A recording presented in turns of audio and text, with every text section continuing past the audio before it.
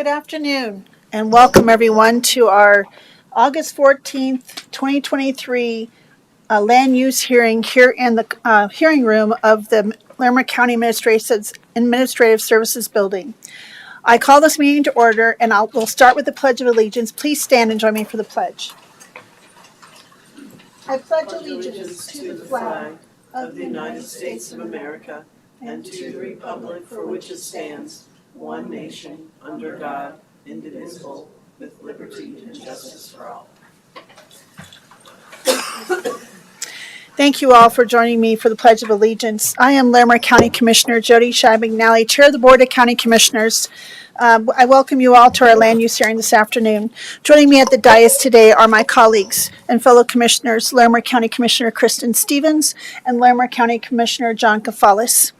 Also joining us today and helping us with our hearing is our clerk to the board, Natalie Delman. Thank you, Natalie, for being here today. Our county attorney from the county attorney's office is Frank Haug. And then we also have our community development director, Rebecca Everett. We also have Jenny Axmaker from the community development office. And we have other folks at the table. I'm not sure their names match who's at the desk. So I'm going to let Rebecca Everett, who is with our community development director, to go through the process for how people can participate in the hearing, and then I'll go back and talk about the consent agenda and how we go forward from there. Thank you, Rebecca. Yes, thank you all, and thank you to everyone who's in attendance. Good afternoon, commissioners. We respectfully request that all members of the audience please silence any electronic devices. Please help yourself to a copy of the agenda and the hearing procedure instructions, which are located on the wall just to the right of the entrance to the hearing room. Those are also posted online as well.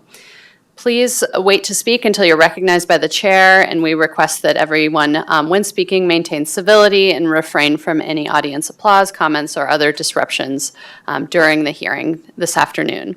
Please make all of your comments directly to the Board of County Commissioners from the podium, and we do have a portable microphone and assisted listening devices available if needed. Please state your name at the beginning of your comments and speak directly into the microphone so that everyone within the room and online can hear. We will not have video feeding to those of you who are on Zoom, so it will be audio only for those on Zoom. But if you would like to speak for any item, please follow along, and you can use that raise hand button on Zoom to indicate that you would like to speak at the appropriate time. Finally, I'll introduce some of the staff that we have up here tonight. We have, this afternoon, we have Samantha Mott, one of our senior planners. We have Stephen Rothwell with engineering, and we have other staff from planning, engineering, and health who are available to support various items that are on the agenda today. That concludes my overview of the procedures. Thank you very much. Thank you, Rebecca. Appreciate you going over those procedures. And now I will talk about the consent agenda. So we have several items on our consent agenda today. I will read through those and just to let the public know, consent agenda is usually one that is for the public's knowledge and those online in the room. Consent agenda items are consent items on our land use proposals where the applicant and the planning department services team are in agreement with the details of the proposal and recommendations. And furthermore, the consent items are presented when there's no known opposition and they are approved collectively without a full hearing. A consent agenda item can be pulled by one of the commissioners or a member of the public from the consent agenda item, and then they will have a full hearing. So I will ask now, first I'm going to read through the consent agenda and then see if my colleagues have any items, and then I'll ask members of the public. So here is our consent agenda for today.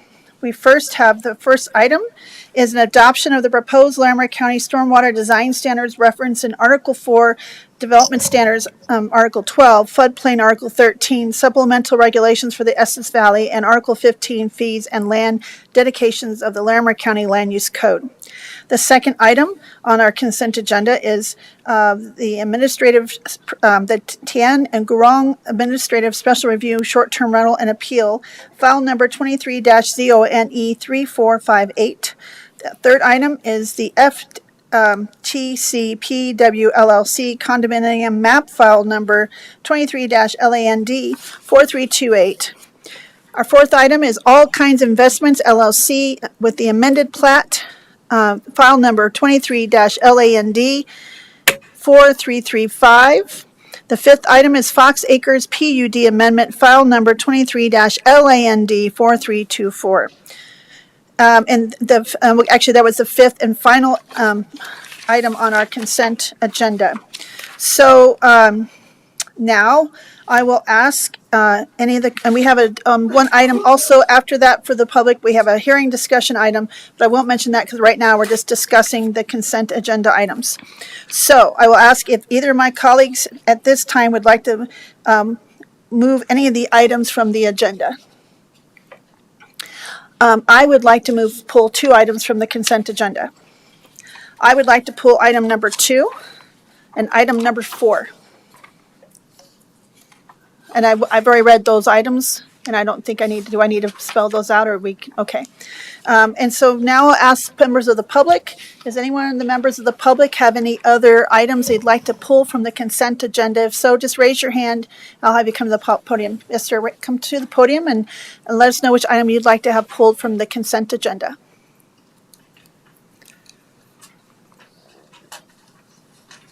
I would like to pull item number 5. Have you start, I just have your, identify yourself and then, Okay. and then pull, and which item? Brian Schum, SCHUMM. Address? Sure. Okay, 1402 Lake Drive, Loveland, Colorado. And which item would you like to have I pulled? would like to pull number 5, Fox Acres, PUD amendment. Okay, all right, thank you. So go ahead and have a seat, and we'll have that item pulled as well. So I'll ask any other members of the public, any of the other remaining items would like to have pulled from the agenda. Is there anybody online who has raised their hand or has any desire to pull any of other items off the consent agenda? For those on Zoom, if you could indicate by using the raise hand button if you would like any of the items on the consent agenda to be pulled for discussion, please do so now. Seeing none. Okay, so we will now move on to approve what's remaining of the consent agenda. And I will ask Commissioner Stevens to please make that motion to approve the rest of the consent agenda. Yes, Madam Chair, I move to approve the remaining items on the consent agenda, which are items 1 and 3, subject to the conditions in the staff reports, and further move to authorize the chair to sign the findings and resolutions. Thank you for that motion. Any further discussion?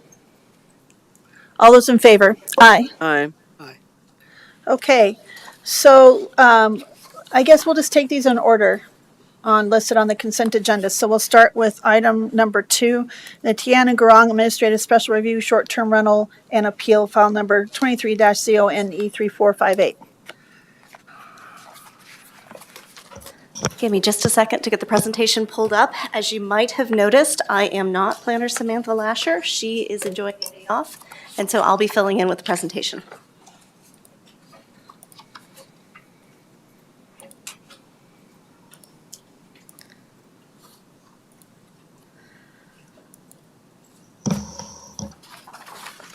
All right. So the case before you is 23 Zone 3458. The subject property is at 2131 Eagle Cliff Road in Estes Park. It's located approximately 0.2 of a mile west of the intersection of Highway 66 and Eagle Cliff Road. Rid of that. So the property owners are Tian and Grogon, and the current zone district is EVA1, which is the Estes Valley Accommodations Low Intensity Zone District. The lot size is just over 1/4 acre. It's served by the Estes Park Water District, the Upper Thompson Sanitation District. Access is off Eagle Cliff Road, which is a private road, and the applicant is providing at least 2 total on-site parking spots. The applicant property owner requests administrative special review for the 3-bedroom plus 1 additional sleeping area for 8 guests total, short-term rental in an existing home. The application also includes an appeal to Section 3.35B2A in the Land Use Code to allow for more than one short-term rental on one lot. There are actually 3 properties located on this one lot, and they are condominiumized for separate ownership. The process: the short-term rental is defined as a dwelling unit to transient guests for short-term lodging when not occupied by the owner or renter. An STR use is classified as a low-intensity accommodation use and is permitted in the EV-A1 Estes Valley Accommodations Low-Intensity Zone District following administrative special review. This property was not subject to the Estes Valley STR waiting list due to it being in a non-residential zone district. Community member notifications. Postcards were mailed to 31 neighbors within 500 feet of the property. We received actually 2 comments in opposition as of today and 1 comment in support, and these were provided as an addendum to the packet. The proposed administrative special review, the director shall give conditional or general approval criteria listed below. Things like the proposal use has minimal impacts on existing and future development. Any impacts associated with the environmental, wildlife, et cetera, have been adequately addressed. The recommendations of referral agencies have been considered and addressed. Within a GMA, the proposed use is consistent with the applicable supplementary regulations, and the applicant has demonstrated that this project can meet applicable additional criteria. Here's a long list of the review criteria if we need to come back and refer to any of it. And the staff findings were recommending that the proposed administrative special review will comply with all the regulatory requirements of the Land Use Code. All identified issues will have been or will be resolved, and this proposed short-term rental and appeal is supported by the Development Services team. We're adding some recommending conditions, so we have 5 conditions here listed that we're proposing as part of the recommendation of approval. Oh, actually, my bad, there's 14 conditions. My apologies. And with that, staff would be happy to answer any questions. Thank you for that presentation and appreciate you kind of covering for, I know it's the F, so I was on consent. Colleagues, do you have any questions for staff? Commissioner Stevens.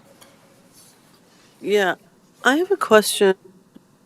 I have a question around the idea that we have 3 houses on one lot. How did that, can you explain maybe how that came to be? And was there any understanding that only one, as one of the people who sent in an email, that there couldn't be more than one short-term rental on one lot? Or So it's my understanding, based on the background, and Director Everett, feel free to jump in, that these 3 houses existed on one property and were subdivided through a condominium plat. So the land still remains as one parcel, but there's airspace ownership of each of the 3 separate units. 2 of the other existing units, so every house on this property except the one before you tonight, are approved for short-term rentals. The first one went through the original short-term rental approval. The second one had to get the same appeal that this applicant is requesting because there was previously another approved short-term rental on the property. And so this is the last remaining house on the property requesting similar approvals. Thank you. Appreciate that. Commissioner Kafalis. Thank you, Madam Chair. Thank you, Jenny. Could you speak to the existing zoning of this property? Is it correct that it's in a Estes Valley Accommodations low intensity? What are the implications of being in that kind of zone district?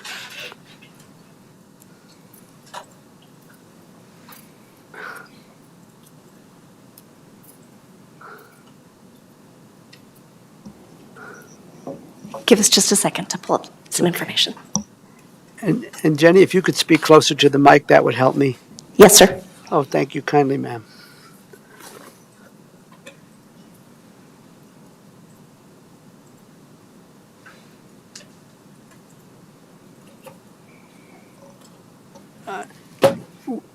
While we're waiting, I think one implication, I believe, is that the short-term rental limit or cap does not apply if a short-term rental is located in an accommodation zoning district? And that is correct. So the Estes Valley short-term rental cap does not apply to this because it's a non-residential zone district. So that I can't answer.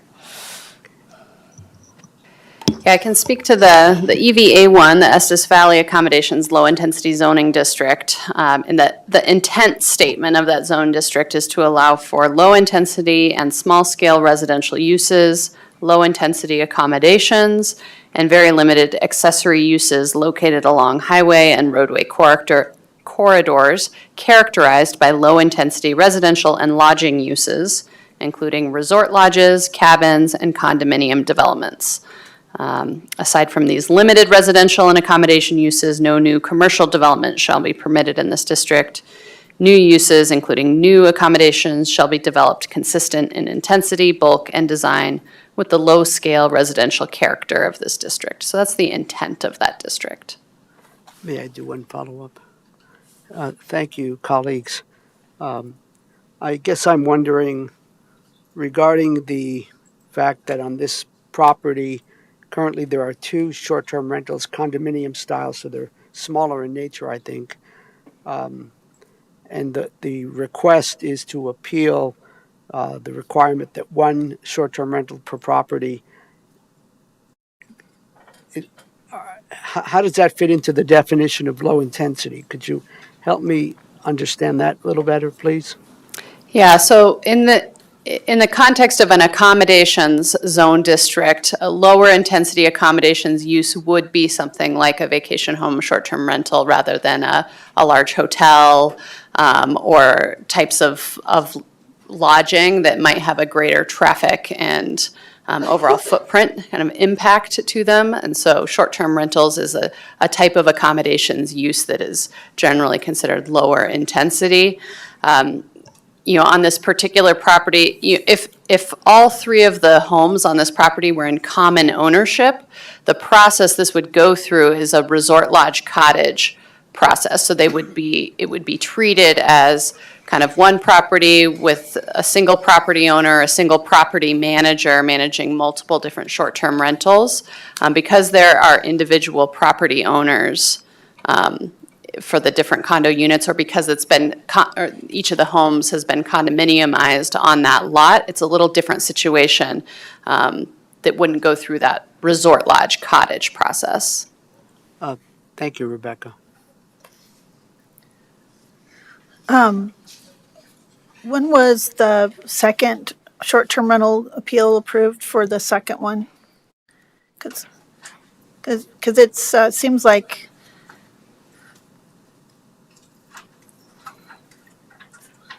sorry to ask you that question. Just give us a moment. I'm sure if Samantha Lasher was here, she'd be able to say it off the top of her head, but just give us a moment to find that. Well, and I would have, this is a large packet, so, reading it over the last several days.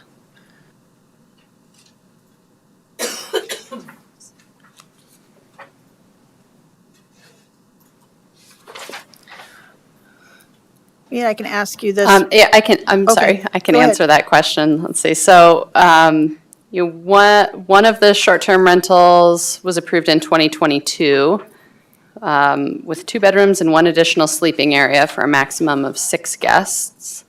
The second short-term rental on the property was approved in 2023, earlier this year, with 2 bedrooms and 1 additional sleeping area, also for a maximum of 6 guests.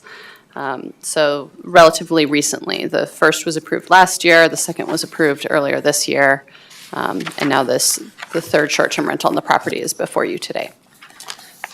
And so that makes 3 on less than a quarter acre, correct? That's correct, 3 on the one property. Okay, and they knew that there was this land use. Obviously, and it's the same, I see there's 2 applicants. So is it the other applicant that owns the land and the other ones own the property, or how does that work with the condominium?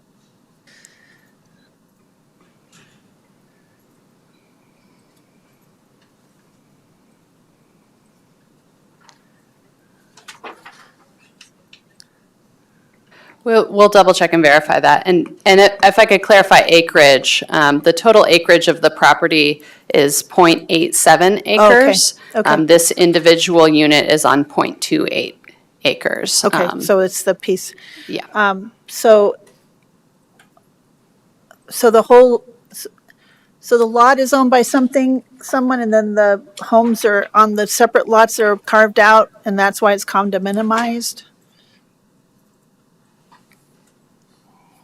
Yeah, we'll clarify that, but it's, typically what happens with a condo association or the condominium process is there's some portions of the lot that are held in common ownership by a condo association, and then other portions that are held in individual or ownership for the units themselves. But we can try to confirm that. Okay. And then my other question, maybe you know this or not, is how close is this to the Rocky Mountain National Park border? I think it is within, it's right there on the kind of southeast edge near the entrance, correct? That is correct. It's near that southern edge. Do we know how close? Is it 1,000 feet or? I'm trying to get it pulled up on my map right now, and it's not loading for me. So give us a moment. Okay. Maybe Jenny has that information. And I apologize for throwing all these curveballs. That's fine. Again, if we had Sam here, it'd go a little bit quicker, I'm sure. It looks like it's about 500 feet from the boundary of Rocky Mountain National Park. Thank you, Samantha. And this was under the old code, correct? Yes. That's correct. So the new code has the 1,000-foot extra criteria, right? Okay. That's correct.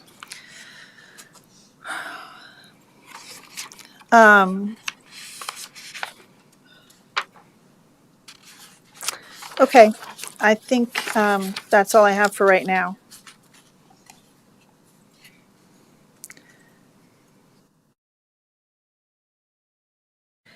So we have, and we had the other letter. Okay, so now we would go on unless my colleagues have other questions. So do we have the applicant to do a presentation? I believe the applicant's on Zoom, so we will go ahead and make sure that they are allowed to talk.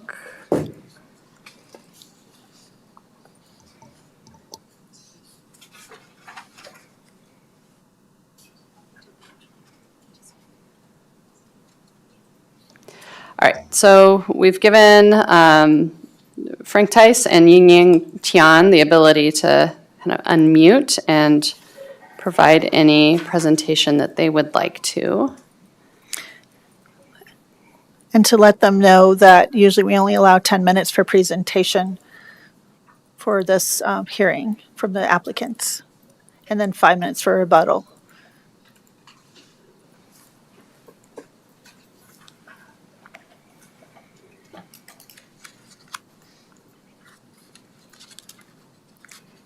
And Hello? hello, Hello? Frank, please, we can hear you. Please go ahead. Hello? Hello? Hello, Frank, can you hear Well, us? I can hear you, but I'm cutting out. My internet's awful. So I'm not sure I can try and answer questions, but I'll probably cut in.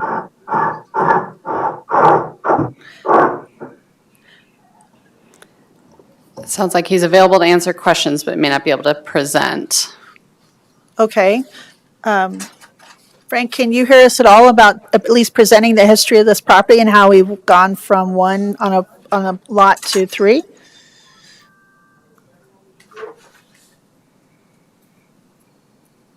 Yes, it was a simple condominium application. It was a HOA. The three owners control the common property.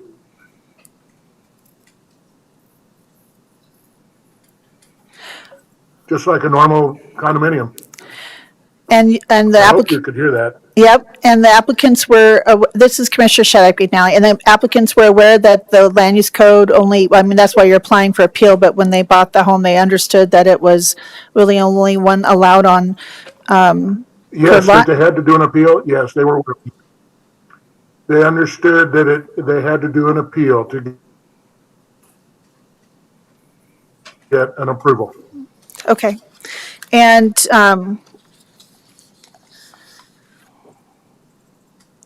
seems, well, any other presentation you'd like to make about, the property and anything such before I ask other questions, or may my colleagues have questions? If you can hear me, if you can hear me, the entire area, except for one or two homes, are short-term rental.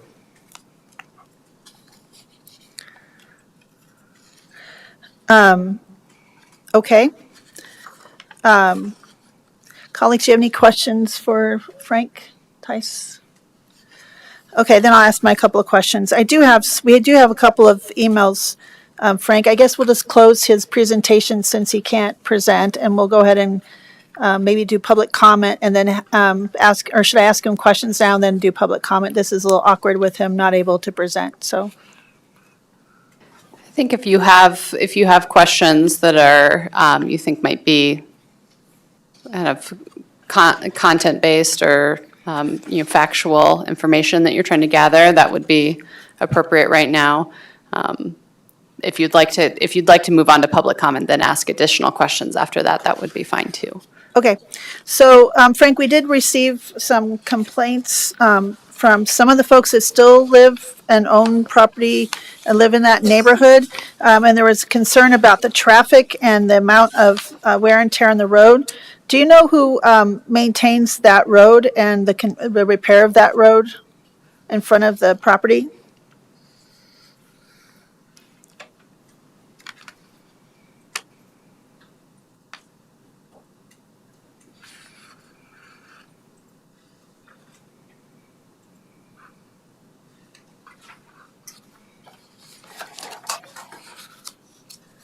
I'm looking at our engineering staff too to see if we might Yeah. have information. I don't know, Stephen, if you've got that, or Connor. Thank you. Stephen Rothwell, Lemmer County Engineering. Being that that's a private road, we do not have any information on whether or not there is a road maintenance agreement in place for it or a road maintenance association.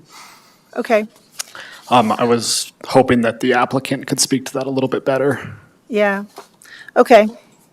But it looks like the driveways. The applicant would.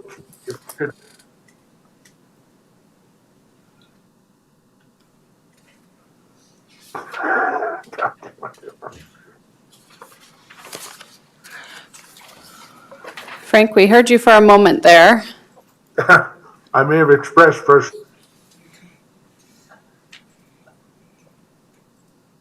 frustration. If you can hear me, the road is private road. And when we did the condominium, we consulted with the county engineers and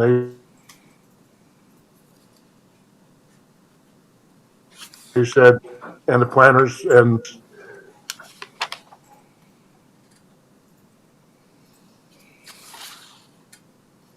there's probably 60 homes that use that road.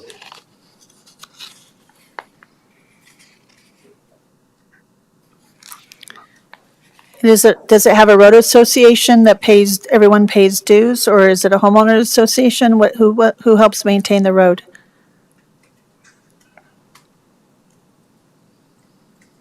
No, there is no road association. They work together cooperatively to maintain it, but there's no association. Okay, thank you.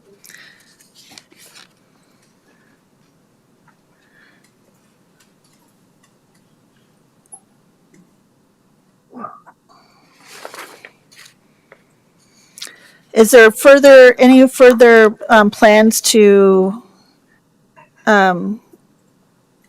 add more onto this property and further add more short-term rentals?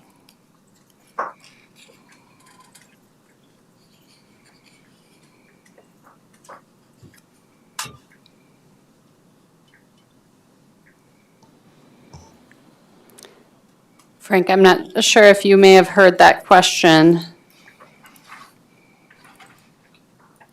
I did, and I was texting to see if I could get that to you, but no,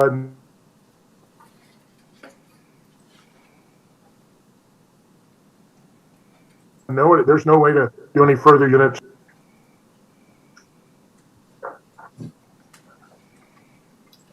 Perhaps a clarification. I believe there are only 3 existing homes on the property. Okay. Commissioner Kafasi, you had your hand raised? Yes, thank you. I believe this question is directed to Frank Tees. And that is, one of the concerns we've heard about this proposed short-term rental is the additional traffic and the impacts on the road. That is a private road that is maintained cooperatively. With that in mind, what are your thoughts on another short-term rental and how that would impact the road, its road conditions, maintenance? That's the first part of my question. If you can hear me, one more short-term rental will not make any difference whether it was a rental or a residence. I could, and there's at least 50 or 60 other homes on that road, so it's an insignificant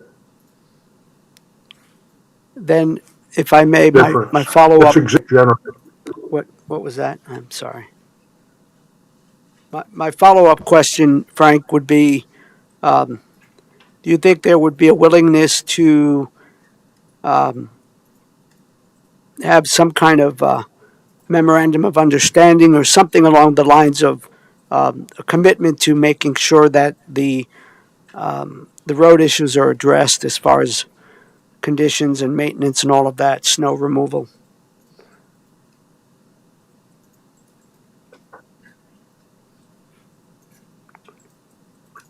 Well, we can't make a commitment. I don't own any property there anymore, so I can't really speak for the owner. Okay, thank you, Frank. Thanks for making an effort to answer my questions. But I don't commit to do. We did pave the section of road in front of that property 3 years ago. And I see that the owner's hand is raised online. So Ying, if you would like to speak, please go ahead.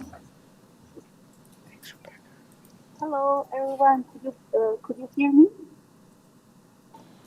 You're pretty quiet. We can't hear you very well.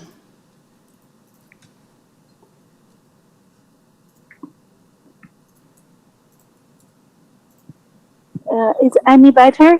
Yes, that's better. Thank you.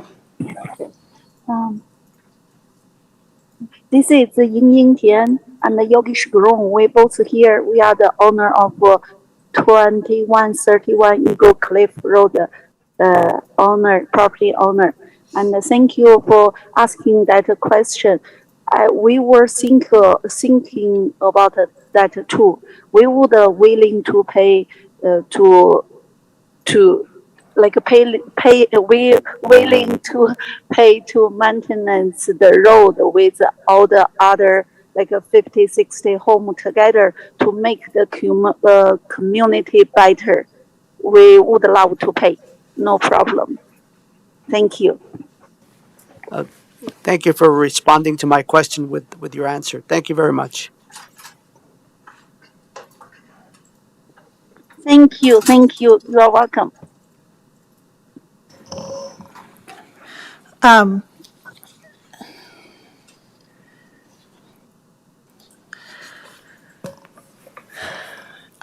So my other question is, with it being so dense with 3 on the property, even if it is accommodation zone, it is there are people who still live there in that neighborhood, and I know it's accommodation zone, but is it in the conditions, and I'm trying to remember what the conditions are, what's the noise level and the hours of operation? Does that stop at 7 o'clock for noise and things like that?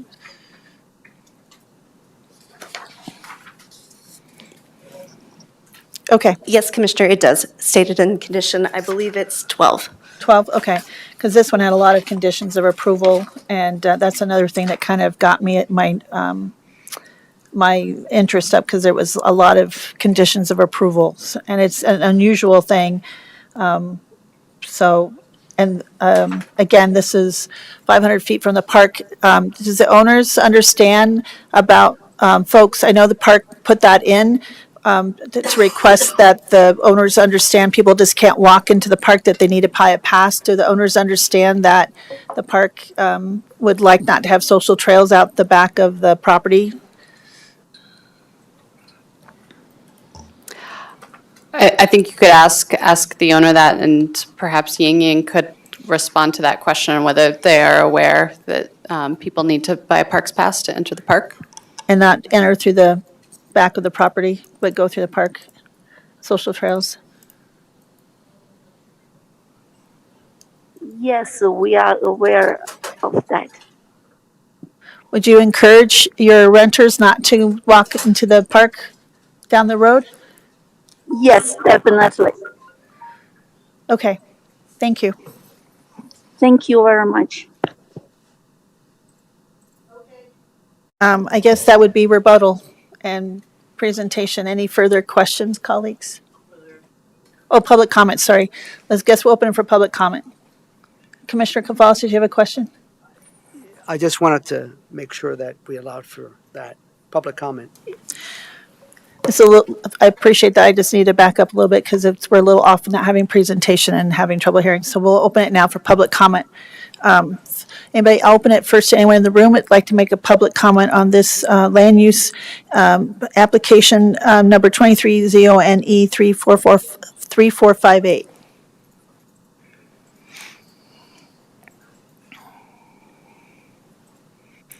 Okay, we'll now go on to people online. Does anyone online like to raise their hand and make a public comment regarding this land use application and appeal? I do not see any hands raised online. Okay, we'll just give it one more second, make sure no one raises their hand. We had 2 comments in opposition and 1 in support. Okay, the 1 in support, I think, was from the the other house on the property, I think, so. Okay, so we will now close public comment.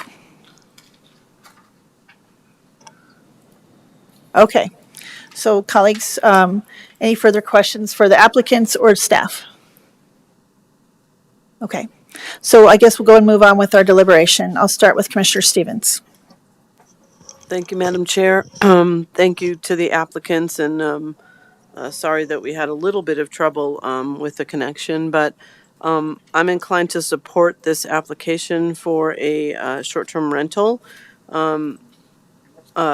because, well, first of all, staff recommended it. Second of all, I feel it does meet the criteria. It is in the Estes Valley or the EVA1, which is for low-intensity accommodations are allowed in that zone, and I consider this a low-intensity accommodation. 3 houses on close to an acre, I guess.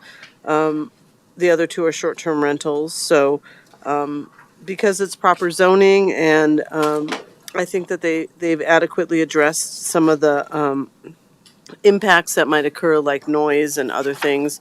I'm inclined to support it. I do feel it meets all the criteria, and appreciate staff's recommendation to approve it. So, thank you. Commissioner Kafales. Thank you, Madam Chair. Thank you all for your patience. I can support this short-term rental application as well. I base that on the fact that the general review criteria, I believe, have been met, as well as the criteria that apply to a deviation from the standards. And also with regard to the question raised about the proximity to Rocky Mountain National Park, which of course is a gem. There is condition of approval number 8 does speak to revised documentation. I assume that's in the manual requested by the Planning Division, the Health Department, the County Health Department, and Rocky Mountain National Park. So I imagine that will include specific information about getting a park pass and avoiding social trails. So yes, I can support this short-term rental application based on the information presented and the criteria that have been met and the recommendation of our development services team. Thank you, Commissioner. I asked to pull this item because I had a lot of concerns about, we had some folks who still live in that area, even though it's zoned accommodations, low intensity. I know this area well because I am up there weekly hiking, and I kind of sometimes go off the beaten trail just to kind of look at the area around there, because it is pretty dense with other accommodations with the RV park, which is right next to this area. It is right up next to the border of the Rocky National Park. I still have concerns about that. I did read the condition of approval, Commissioner, and I know the park had concerns about it. And I'm hoping that they'll submit and revise documentation for the park, because I really hate to see more social trails developed in the park and folks maybe not using, paying for the appropriate passes. I do have concerns going forward as we because we have this condition where we're only allowed one short-term rental, one property, and it seems like we're approving these a lot, and it just feels especially this one having condominiumized, it just feels having two seems pretty impactful, especially with the need for long-term housing in the area. I know think this is great for tourism, but we also have a need for long-term housing, especially for some of the folks who work in the park. So I do think there's quite a few conditions of approval. I still just wanted to pull this because I did have concerns and I needed to hear from the owners, and that's why I publicly stated it, because I needed to hear from them verbally that they understand that condition of approval.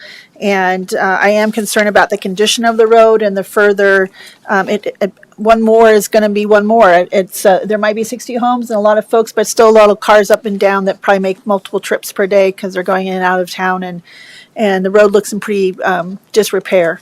So I'm hoping that since it's privately maintained, that those folks will maybe look to come together and solve that issue. I'm for the folks who sent in their concerns about the change in the character of their property and already have felt that there's been a big impact on their living conditions. I know they realize they live now in an accommodation zone, and the density certainly is still a concern for me. I appreciate the applicants answering my questions. I will reluctantly be supporting this application because there are the 14 conditions of approval, but I am concerned about in the future, if we start packing on small properties, lots of short-term rentals in some of these areas. So with that, Commissioner Collis, would you mind making that motion, please? I would not mind at all. I move that the Board of County Commissioners approve the Tian and Gurong Administrative Special Review Short-Term Rental and Appeal, file number 23-Zone 3458, subject to the conditions outlined in our packet. Thank you, Commissioner, for that motion. All those in favor? Aye. Aye. Aye.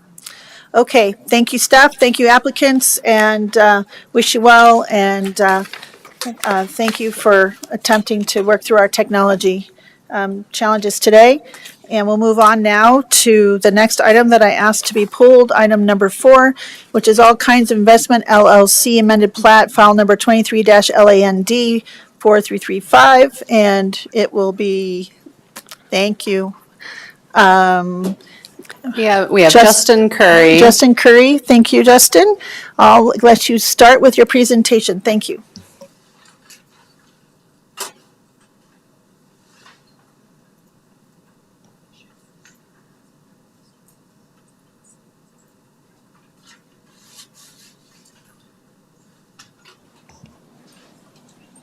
Give us one moment to get everything changed out over here.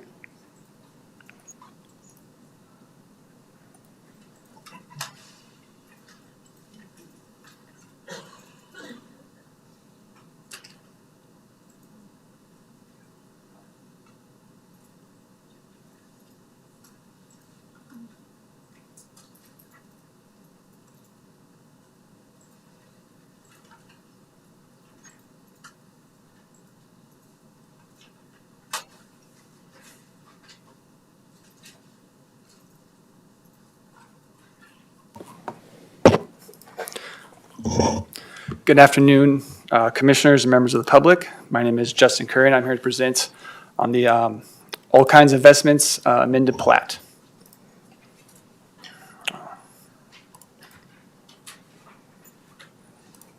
Well, that'll work.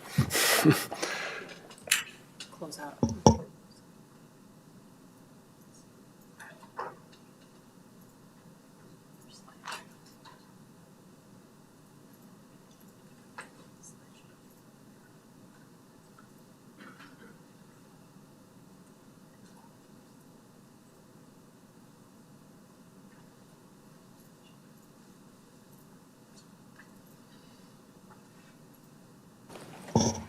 All right, back on track. Sorry about that.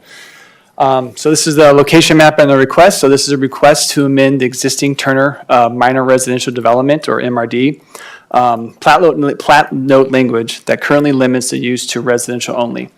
And the location of the property you can see here is highlighted in blue, which is just to the east of Shields Road here, and Terry Lake to the east of that, and west of Terry Lake. And we have a 287 located down here south of the property. Currently, the site is zoned RR2 rural residential with a lot size of just under 19 acres. And the existing land use on Lot 2, which is this, again, the area highlighted in blue, is residential and agriculture use. The applicant is requesting the amended plat note to remove the MRD restriction, allowing only single-family residential uses. And a little background on MRDs. They were a land division process that was done throughout the 90s. This plat was done, approved in 1995. And it's an exemption land division process that allows property owners a one-time division of property to a maximum of 4 lots.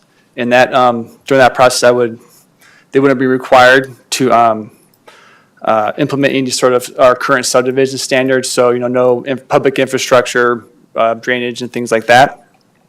But part of that, they were limited to residential uses only, so no commercial uses or multifamily type stuff or more intense uses were allowed through this process. The exemption land division processes were, I believe, all got rid of around 2000, and so we currently don't have that as a land division process going anymore. And then with this note, limited to single-family uses only, with obviously the popularity of short-term rentals, and it's allowed, and now it's an allowed use in our code. But in our code, we consider that a commercial use.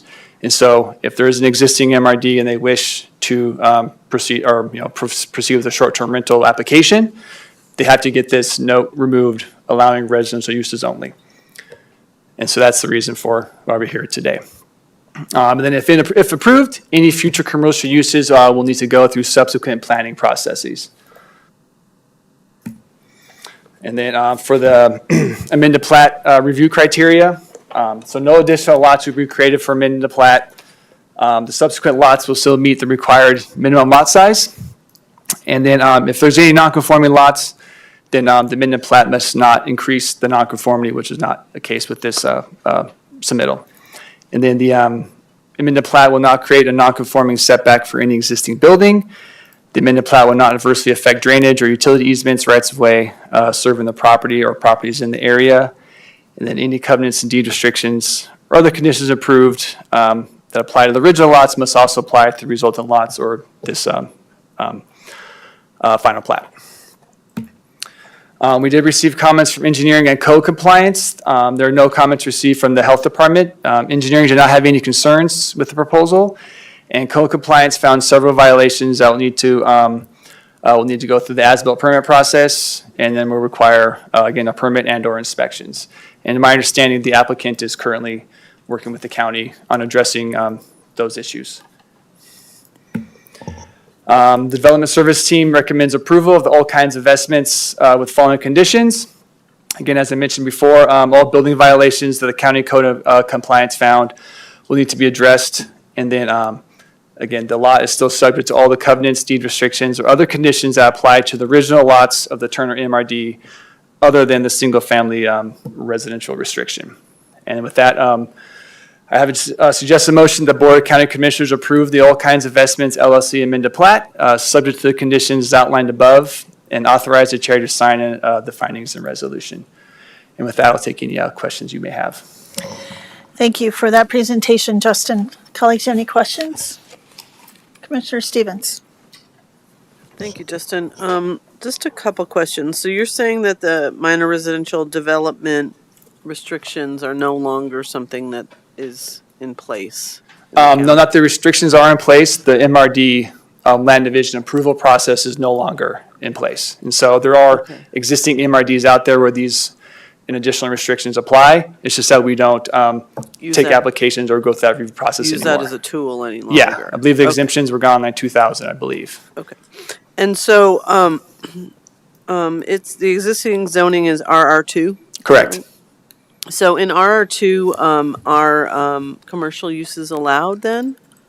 Some commercial uses, like most of our rural residential uses, some sort of agricultural uses are allowed. I believe that there are some camping / entertainment type things where you can apply for like, primitive or modern campgrounds and things like that. And then once we allowed short-term rentals to be used, that is also an allowed use, obviously going through the application process. But for the purpose of this, we as the county consider a short-term rental commercial use. And so with that note on there saying residential uses only, we have to amend that to allow them to apply for the specific commercial use Right, as a so they would short-term have to rental. go through that additional step, unlike people who don't have that Correct. MRD, Yeah, that so they we're, would just directly apply for the short-term correct. rental. Yeah, so if they wanted were, this lot was not within the MRD, they would be just going through the short-term review process, whatever that would be. Then we haven't gotten that step yet, and so if it was a hosted short-term rental, it'd be one review. If it's a non-hosted, and depending on the number of guests they want to have, it'd be a different review. But that's not part of this review. We haven't gotten that step Right. yet. So yeah. Thank you. And then, obviously, one of the review criteria is no additional lots will be created. Is there a process where additional lots could be created on this, in this space? If they were or doing it a wouldn't be more, allowed for? Or I maybe, guess, traditional standard amendment, if they're actually amending the plat to, or boundary line adjustment to create a new lot, then that would be done. But this is just reference to the plat note. okay. And you said it was 18, how many acres is it? 18? Just under 19, I think it's 18.79. Okay. Thank you, that's all I have. Thank you, Commissioner. Commissioner Kafals, do you have any questions? Yes. Justin, thank you for your presentation, and it was helpful to hear your dialogue with Commissioner Stevens regarding her questions. From the information we have, it appears that the intention here, if this restriction is removed, then the applicants are interested in applying for a short-term rental. And that's the primary purpose of doing this. Is that your understanding, or is that a question you can answer? Yeah, that is correct. Actually, this, I believe I was assigned to inquiry, and by doing the research before having a pre-app, before they actually submit, they say, oh, it came up that this lot is located in an MRD, and so it had acquired an additional step, which is what we're going through right now. Thank you, sir. And my second question, follow-up to that, is regarding, well, if folks are interested in getting through this step and then taking it to the subsequent steps, maybe this question is answered. But in the covenants or any of the other things that are in one of the conditions of approval number 2, is there any reference to allowing short-term rentals in this area, in this neighborhood? Not that I'm aware of, and when it comes to like the covenant, if it's not, something that's obvious on the plat existing already, not all the code and covenants or the deed restrictions and things like that are always recorded, and then it's up to the applicant to know what they are allowed to do and not to do. It's not county staff to interpret or to, any code of sort of HOA or covenant restrictions on there. Thank you.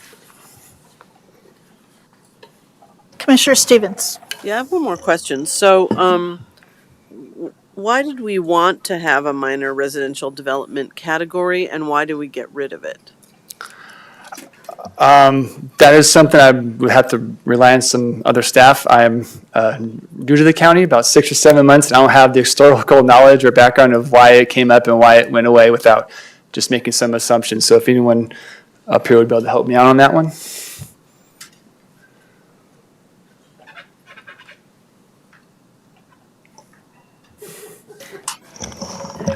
I think probably Amy is probably the best, maybe, but my understanding of the whole idea was that you had an opportunity to divide up land, but that you were gonna have these sort of minimal processes, and you would have these kind of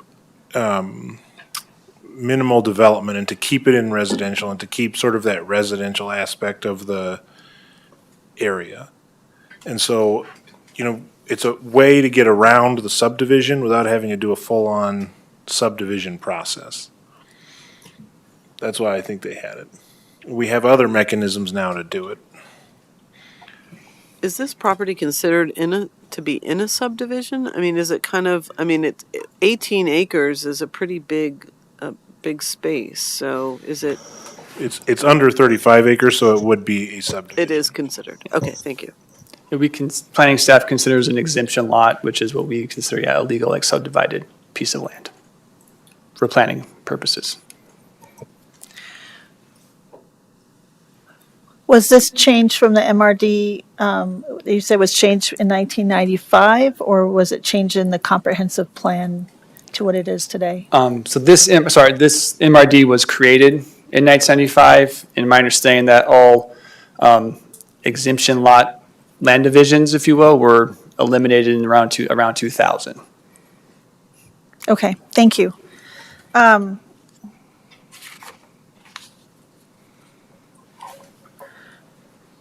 So how many homes are on this property? Currently, there's just one residential home. So the Okay, MRD consists of 2 lots, lot 1 and 2, and each of them have a residential single-family home on there. and and this is removing it from both parcels or just one Just parcel? lot 2, yeah, just the Okay. one.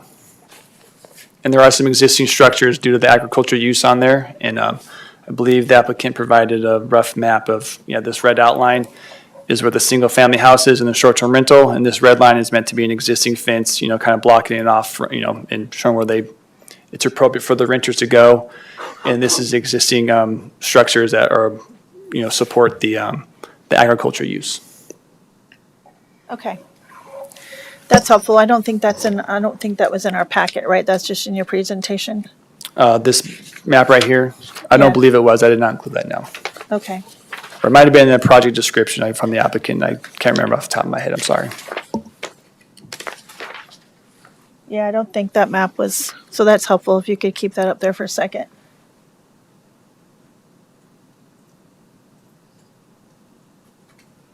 Okay.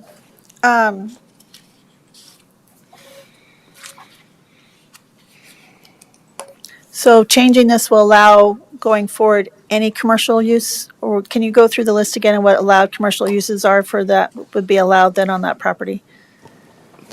Well, there's a number of them. I could bring up the code real quick if you would like me to, but it's, yeah, thank you.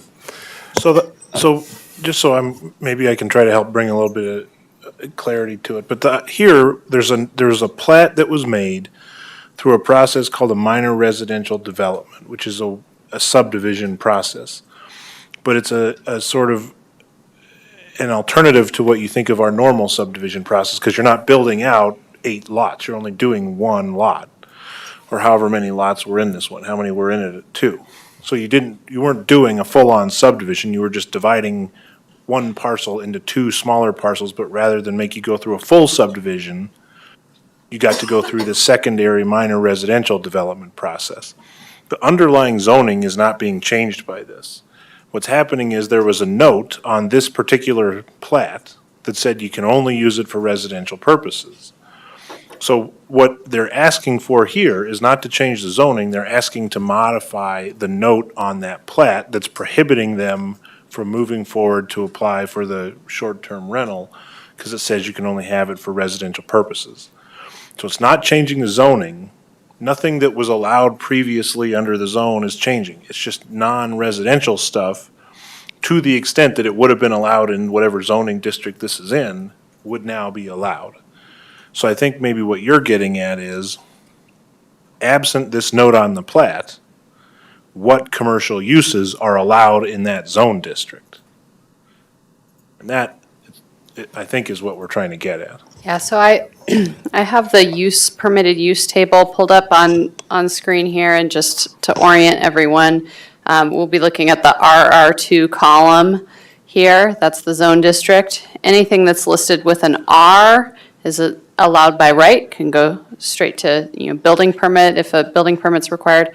Anything with an SP requires a site plan process that's reviewed administratively by staff.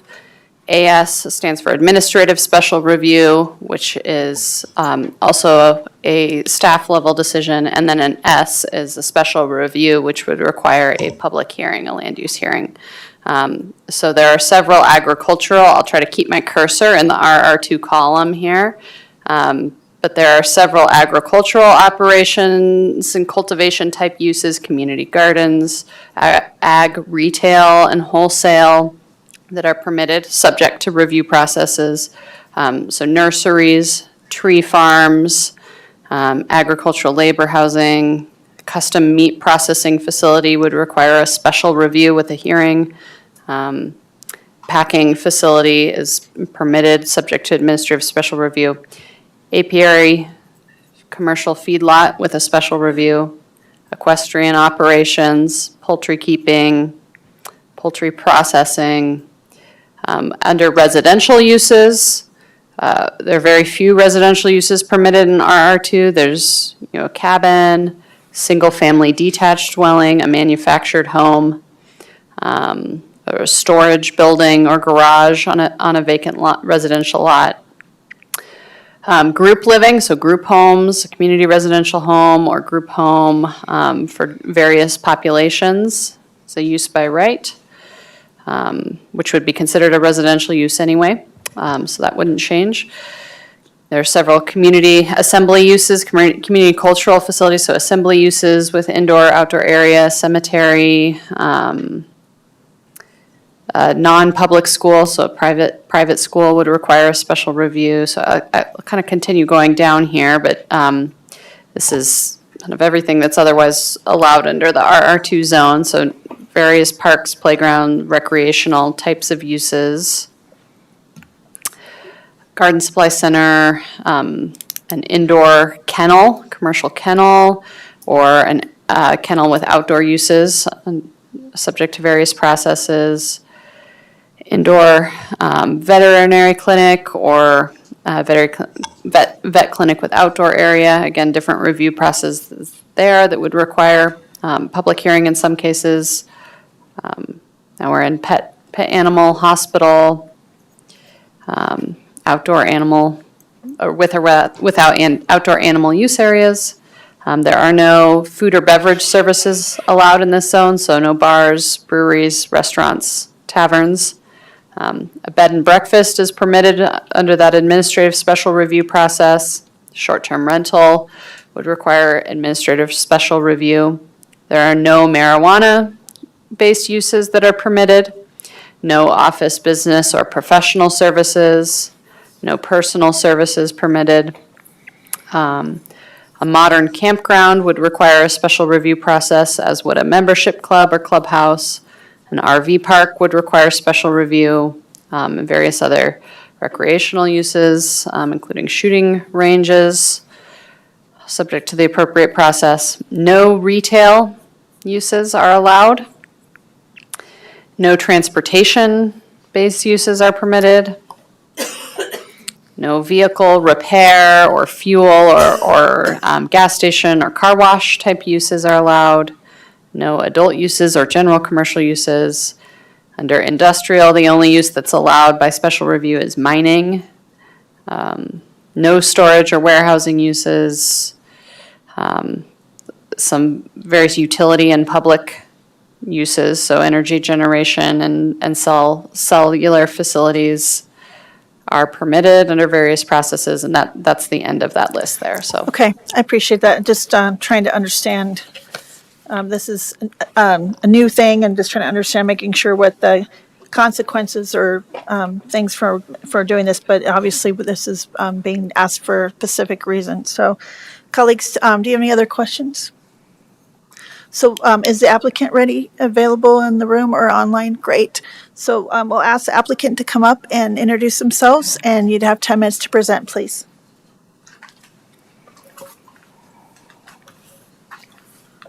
Hello, my name is Anthony Seraphin. I'm a co-partner of All Kinds Investments, and this is the property that we currently reside at. So all the neighbors the neighborhood is mostly rural and generally 5+ acres in all directions, very few exceptions. We've been working on this house, getting it ready for, bringing everything up to code since we purchased it in 2019. The issues that came up, there was 3 issues that came up with permitting that were not known to us at the time of purchase in 2019.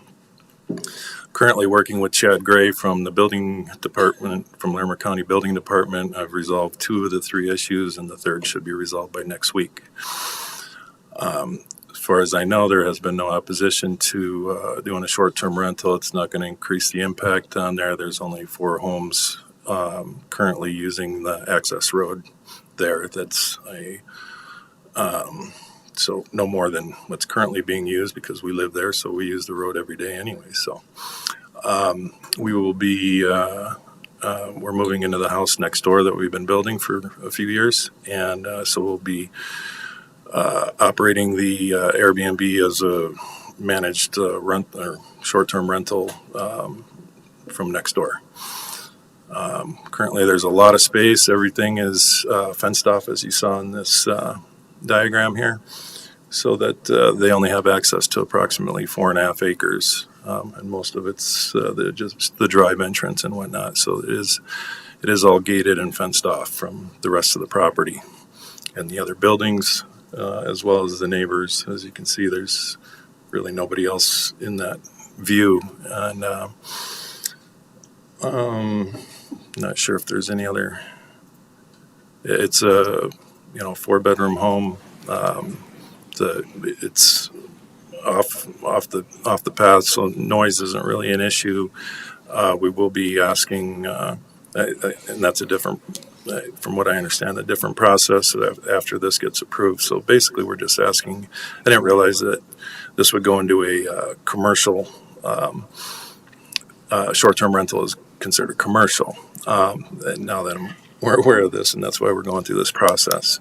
It's just basically to remove the language so that we can actually apply. And then all the other commercial uses that you saw, obviously those will be we have no intention of doing anything besides possibly solar that was listed on any of those things. And if we did, then we'd have to go through a review process anyways. So it's not like by allowing this to be a commercial use that all these things are available to us.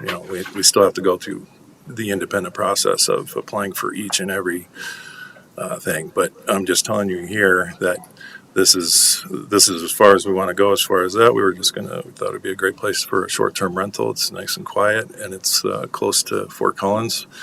It's about 8 minutes from Old Town, and yes, thank you very much. So just to let you know, you had 10 minutes for a presentation, so just want to make sure that if you had anything else you want to present, because then we'll go to public comment and you'll have 5 minutes for rebuttal. So just want to make sure you don't have any, just want to make sure maximize your time. Just want to be aware of that. Sure, I appreciate that.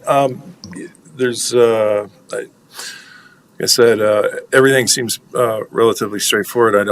I'm not aware of any opposition. I've spoken with my neighbors and as well as Terry Lake Recreational Association, and they just had a couple questions, which I think I satisfied. They were talking about access to Terry Lake, which is a private lake, and I assured them that because of this red outline drawing that they will not have access to the lake, and I will not be allowing or advertising the fact that there is lake access. Trying to think what other important things are.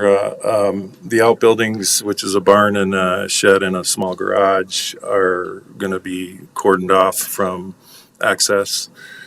The driveway is wraps around and comes up to the house, and it's fairly enclosed with there's a lot of trees and shrubbery around the area. Most of the open area is a hayfield that is currently used, and they're baling hay actually as we speak. So I don't see any additional strain on the property. I'm not putting in any new buildings. I'm not changing really anything aside from that I'm going to rent out my home for short-term rentals. Thank you. Thank you. Colleagues, do you have any questions for the applicant? I did. Okay, thank you. I have a quick question. So you Sure. said you're building another building? No, this is nothing to do with this property. You said you have your building house living next door. This is a different property? Yes, and it has Okay. nothing to do with this MRD. Okay, so you're not building another house on this property, it's No. just that one? Okay. Okay, just want to make, because you said Sure. building next door, just trying to understand, where you. No, this property has one home. It's 19 acres roughly. So it's vast, and it's that is the only, there is no additional structures on this property. The other property on this MRD is 2.5 acres from the original owners that created this MRD, and that's lot 1. And that's off to the corner, and that's which you can't even see on that map. You can see on the upper one where it kind of zigzags back and forth. That's the neighbor's property, and we're not changing anything with that, with their classification or whatnot. It's just for lot 2. Okay, thank you. I appreciate you answering my questions. Thank you. It's just a very unique process. I just need to understand what we were doing. So, okay, colleagues, any other questions for the staff or the applicant? Okay, I guess we'll go ahead and open this up for public comment. So I'll open it up to anyone in the room. Anyone in the room want to make a public comment regarding this land use application?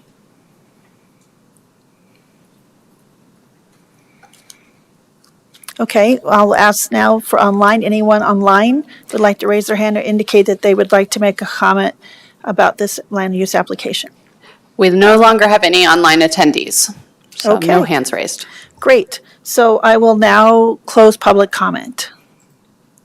All right.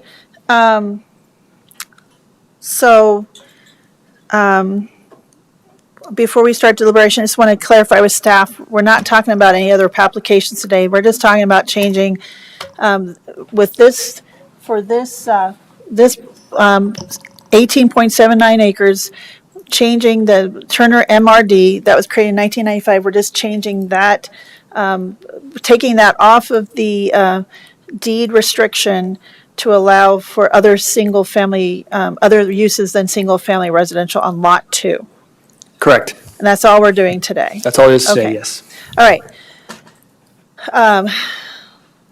And so there's still other processes that are not guaranteed. They're processed, so just not everyone thinks Yeah, that correct. this is any kind of approval today for any other future applications. Yeah, We're not just approval or only, denial, yeah. okay, just to make sure that this is not any indication or any other approvals or anything else. We're just doing this approval today. So I want to be clear about that. Okay, so colleagues, we'll start with deliberation, and I appreciate your patience because I wanted to ask some questions. So Commissioner Stevens, I'll let you start with deliberation, please. Thank you. Yeah, I would be approving this amended plat. Definitely it meets the criteria. Staff is in approval. No resultant lots are being created. Obviously, this is a separate process from the short-term rentals, so I don't want to take that into consideration. But certainly these, the uses, most homes in the rural RR2, rural residential, have the ability to, do some of these uses and don't have this kind of restriction. We're not using this minor residential development as a tool any longer, and so it seems appropriate to approve this amended plat, and that's it for me. Thank you. Thank you, Commissioner Stevens. Commissioner Gonzalez. Yep, I'll be short and sweet. I will approve this request to amend the plat based on the reasons just articulated. That's what we're here to do today. The 6 review criteria have been met according to our community development services folks. So therefore, yes, I agree, and I will be supporting this request. Thank you, Commissioner Gonzalez.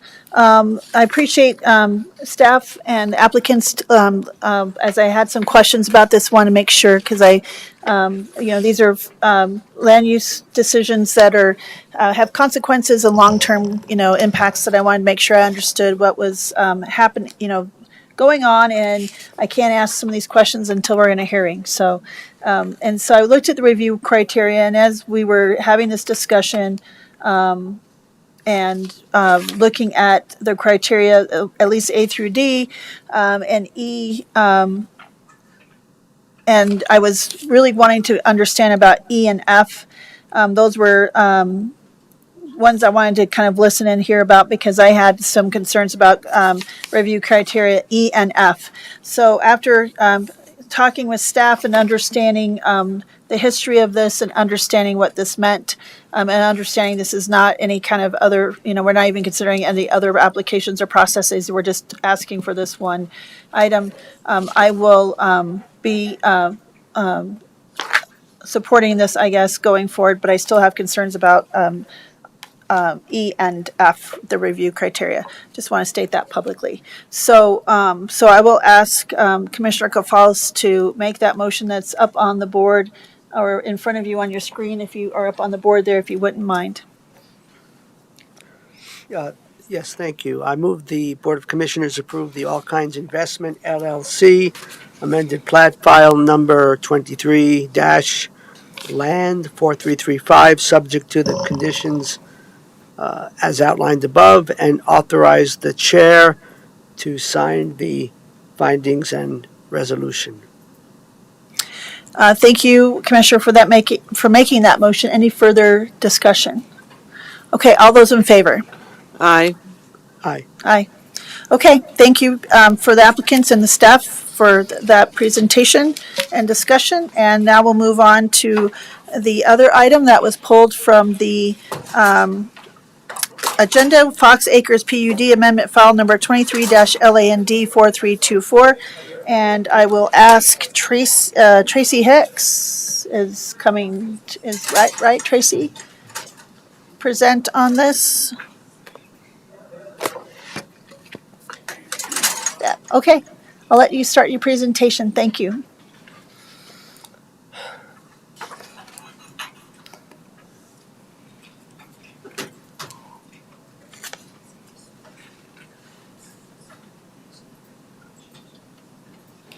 Just give us one moment. While Sure. These transitions always take a little bit of time.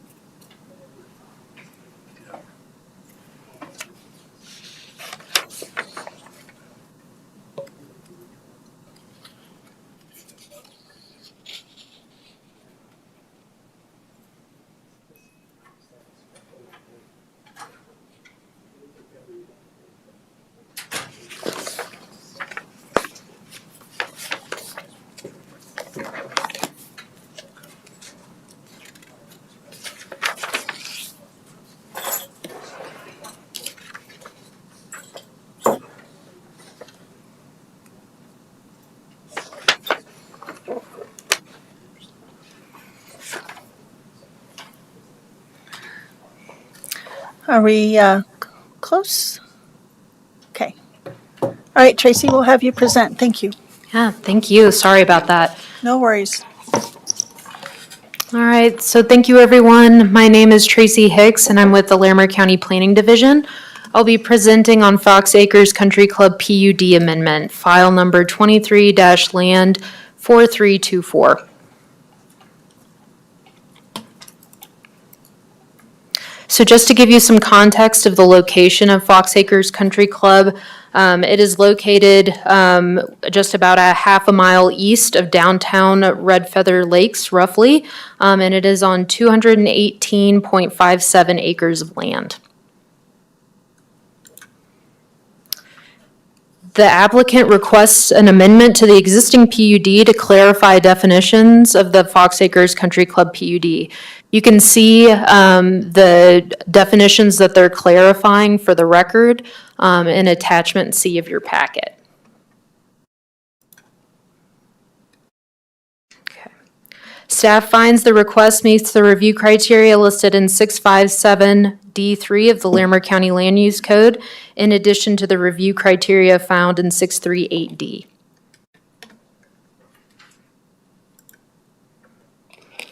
Additionally, staff finds that the request meets state statute 24-57-1063B shown on the screen as well. And the Development Services team recommends approval of the Fox Acres amended PUD, file number 23-zone 4324, subject to the following conditions found on your screen. Thank you, and I'm available for any questions you may have. Thank you, Tracy. Colleagues, do you have any questions for Tracy at this time? Commissioner Gonzalez? Okay. Thank you. So we will have the public, the presenter applicant to make a public 10-minute presentation. I'm not sure who's here for the Fox Acres, for the applicant to come present. Would that be James Cates from the Fox Acres Community Service Corp, or someone from there? I'm Lane Landaw. I work at Lamprey Nearson. I am the consultant representing this project. My address is 2544 Cedarwood Drive. The only thing that we wanted to do is add definitions to the PUD, since the original PUD definitions were never recorded. And it was determined by staff and the county attorney that this was the appropriate way to do it. This is not a replat. It really is just a way of changing the notes on the plat to add those definitions so that future generations can apply the county rules to the properties there, and that people who live there know what the rules are, that it's not a secret, so to make them public. So it's really just a housekeeping move, and hope that you see it that way. Thank you for that presentation. Colleagues, do you have any questions for the applicants? Commissioner Gonzalez. Yes, but the applicant walked away. Sorry, Commissioner Gonzalez has a question for We you. always like to have our applicants get additional steps in. You know what? I need them today. No, Thank you. and I didn't catch what's your first name? Lane Landau. Oh, thank you. Do you have any idea why these definitions were not included in the original We plat? went through the old files and looked and looked. I called the companies that did the work back in the 70s, and the files had been lost due to a flood. And so the county doesn't have record of it, the applicant doesn't have record of it, and the consultants no longer have record of what happened. So we had some draft agreements. We had the record that was on all the plats. We made sure that every note that was included on the plats was included here. And then the definitions that staff has had trouble with in the past, we made sure we addressed those. There are circular lots up there, and that was a very unusual concept. It was a very 1970s kind of thing, to have lots and lots of open space and to minimize the sprawl. And they wanted to say, this is how big your house can be, your area, and the rest is communal for this community. And it's a gated community, it's lovely, but they were embracing an aesthetic that they wanted to enjoy nature and they wanted to leave that natural environment there, surrounding the golf course. But that makes it hard to do things like setbacks. It doesn't meet modern definitions. And so to take something from that era and make sure we can enforce current regulations in a way that it was intended, we needed a few more definitions. Thank you. You're welcome. Any other questions? No, I don't think we do. Thank you very much. Thank you. Okay. Do we still, does the applicant still have some time? Can I also? How did they use about 5 minutes? Are you guys all part of the same team? Yes. Okay, then I think I'll give you another how about 4 minutes? Commissioner, I'm Ted Carter. My address 5866 Crooked Stick, Windsor, Colorado. Commissioner Kafalis's question prompted me to speak to the issue. I have been employed for the developer of Fox Acres Country Club since 1978. I just retired at the end of the last year after 44 and a half years. I built the first houses and within Fox Acres under the guidance and restrictions of the PUD and the plats at that time.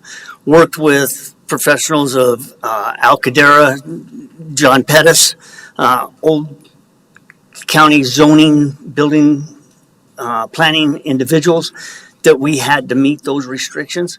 The biggest issue that prompted what we're here today for is the question of zero setbacks.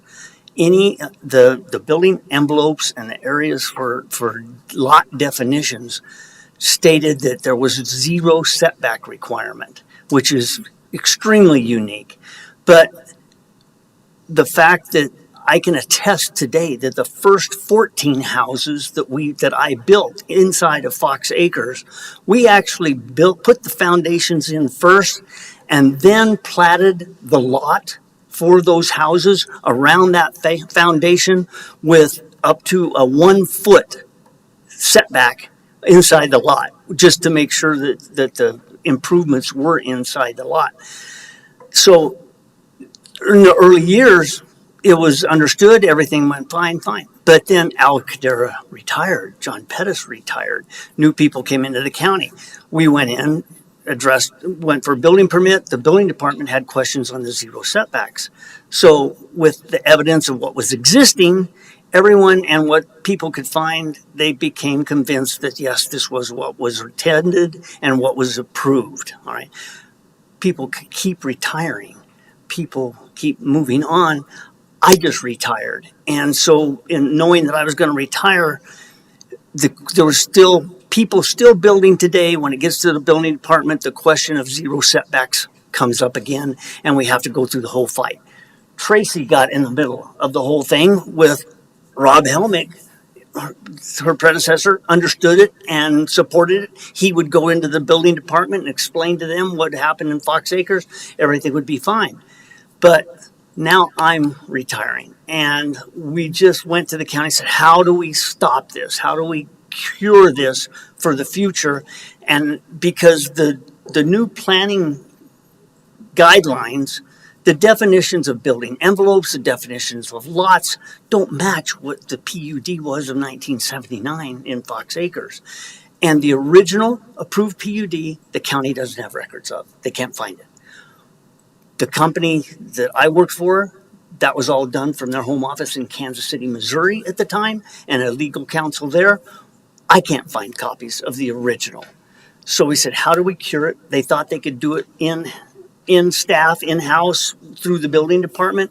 And then I think it was legal counsel that finally advised all of us that the best thing to do was to come and amend the PUD, not any of the plats or anything, just amend the PUD to clarify what the original allowances were and to clean it up so that it's documented and recorded for the future to be. When I went to work in 1978, they said it would be a 20-year project. My replacement is sitting here right now, and it's still a 20-year project. I tell him to complete the building out of Fox Acres. That's why it's important for us to clean it up. Thank you. Or any question? Thank you for your presentation. Your time is up anyway, like we're about, adding all up, we're about 10 minutes, but colleagues, do you have any questions for this retiree? Okay, so thank you for adding that additional clarification for the history and the context. That is helpful. So I don't have any questions. Colleagues don't have any questions. So we'll now move on to public comment. And so I will first. Do we have any participants online? Yes, we do now have one participant online. Okay. I'm going to go with the online first because I know what happened in the room. But let's go ahead and ask the person if anyone online would like to have opportunity for public comment. I don't see a hand raised. So I do not believe we have any online commenters. Okay, thank you. So now I will open it up to anyone in the public inside this room who'd like to step up and have public comment. You'd have 3 minutes, so approach the podium, please, sir. You'll have 3 minutes for public comment.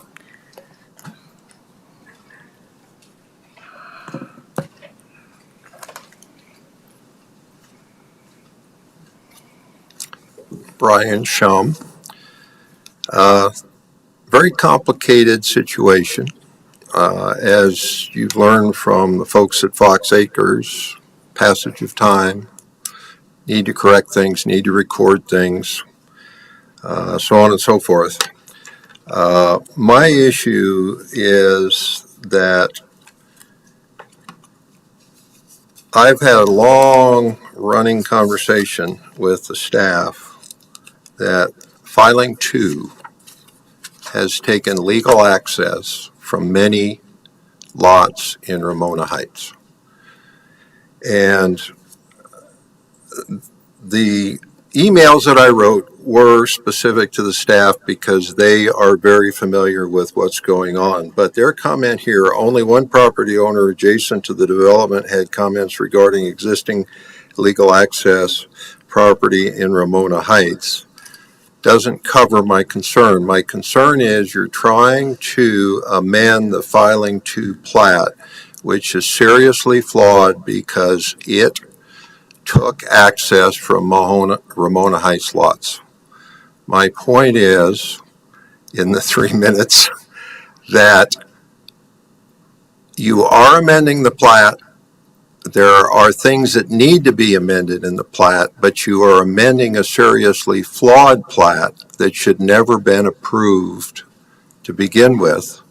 And I'm asking for your help in trying to correct the theft of access from property owners in Ramona Heights. So the amendment to filing 2 needs to include access for those Ramona Heights that have had it terminated by filing 2. So that you have another minute. Is that the end of your public comment? That's the end of my public comment. Okay, thank you. So we'll go have you sit down and we'll just make sure there's no other public comment, and then we'll have the applicant for rebuttal, and then we can ask questions as commissioners. Thank you. Okay, and I just want to make sure there's no one else in the room that wants to do public comment.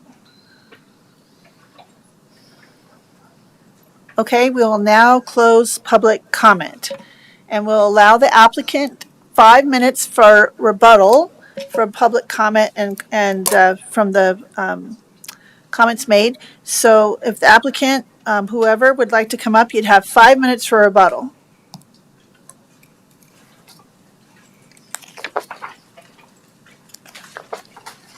Ted Carter again.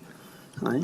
I believe the critical point is that the plat has created the issues that the gentleman spoke to.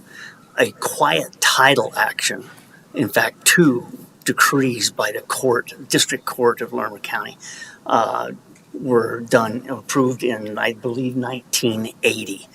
And those quiet titles action defined the exterior boundary of Fox Acres PUD and absorbed portions of Ramona Heights subdivision, other private properties held by the Quaintance family and that owns a lot of vacant land. That's who the original developer worked with to acquire the land. So the quiet title to the perimeter boundary is what absorbed those previously platted lots and things of Ramona Heights. The court approved it. I researched that. I provided those documents to the gentleman, to the other people, as documentation of their legal rights within Fox Acres of what had been adjudicated by the court.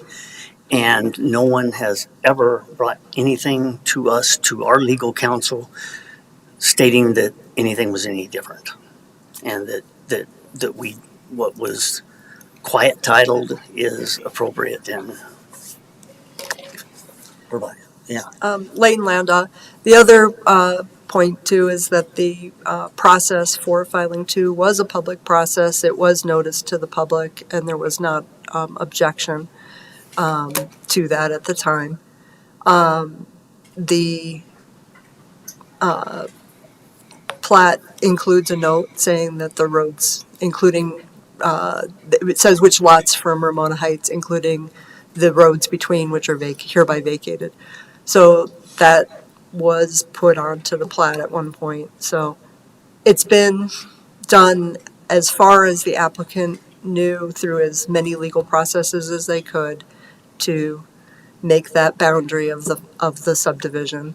I have looked through maps of the area to see if there were historic roads that had been built through there, and I haven't been able to find anything. So that's, I feel like in doing the research for Ted, that they've acted in good faith and they've gone through the correct public processes, and this is where we are. There are many, many people in Red Feather Lakes who do not have legal access to their properties because the roads were never built or the roads were never made public. And that is a serious issue up in Red Feather and needs to be addressed. But that's not something that can be done by forcing through a boundary that's already been clearly defined and approved. By the court, yeah. Any questions? We'll just let you have 5 minutes for rebuttals. So you have a minute and a half left. Just want to make sure you maximize your time.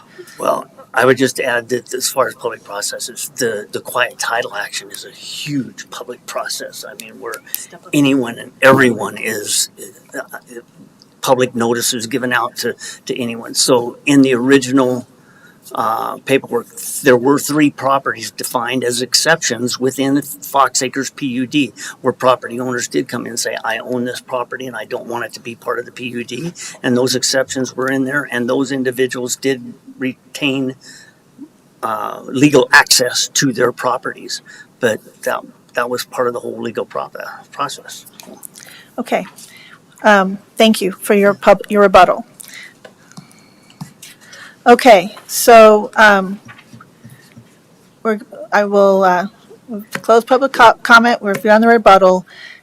Colleagues, now we'll see if you have any further questions for the applicant or from our staff. I see Commissioner Gonzalez and then Commissioner Stevens. Questions for staff. Our Assistant County Attorney is getting ready to hit his little button there. I guess I would like to understand better the person who, Mr. Shum, I believe, who basically suggested that access that he had in the past has now been denied. And I'd like to understand what that is all about and whether or not this was addressed by the decrees and the courts. And if I'm posing that question properly, Frank. Yeah, I think I can maybe help a little bit, but again, I come back to what is the question before the board today? And the question before the board today is, should you amend the plat in the way that is being asked to clarify some of those setbacks and the other things that haven't historically had certainty. So they're trying to get certainty with regard to those things. The quiet title decrees and all that stuff, you couldn't change that even if you wanted to. You don't have the authority to overrule a judge's decision in a quiet title decree anyway.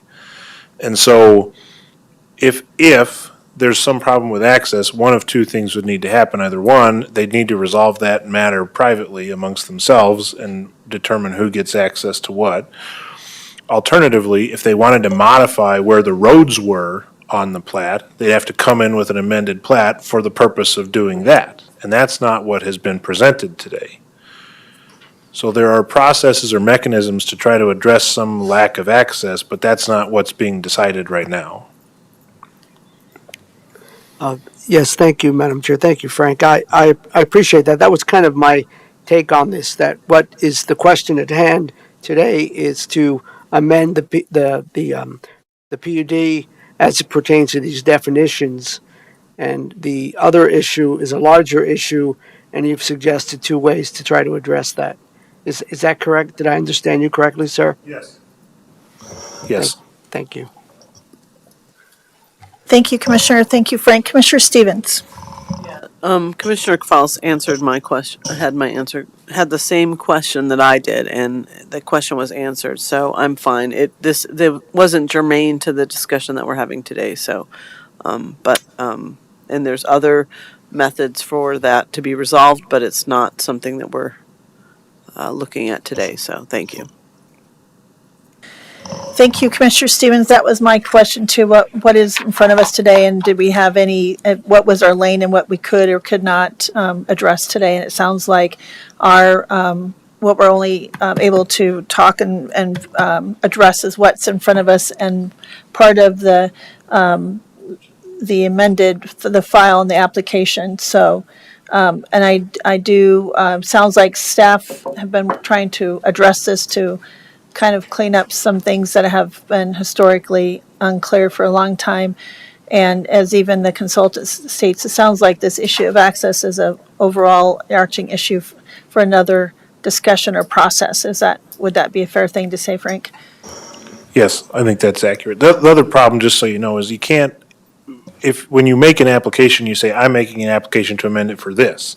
And then we send notice out to everybody and say, this is the question that we're going to be dealing with on this particular hearing date. And so if you wanted to decide other issues, we'd have a noticing problem because we never noticed everybody we were going to be making that decision today. So that's sort of an additional element to this. Thank you. That was my other question since we, that wasn't noticed. So, okay. So, colleagues, do you have any other questions or things you'd like to address or ask?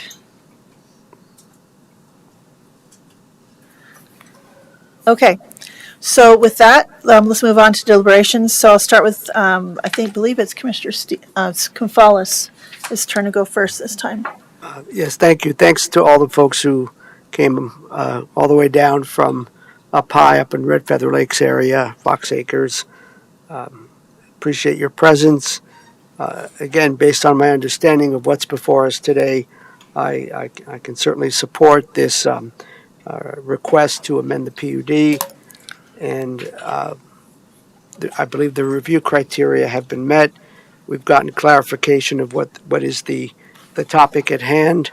And I guess I would put out there, for what it's worth, an encouragement that perhaps the neighbors could talk to each other more and see if there's a way to address some of these access issues.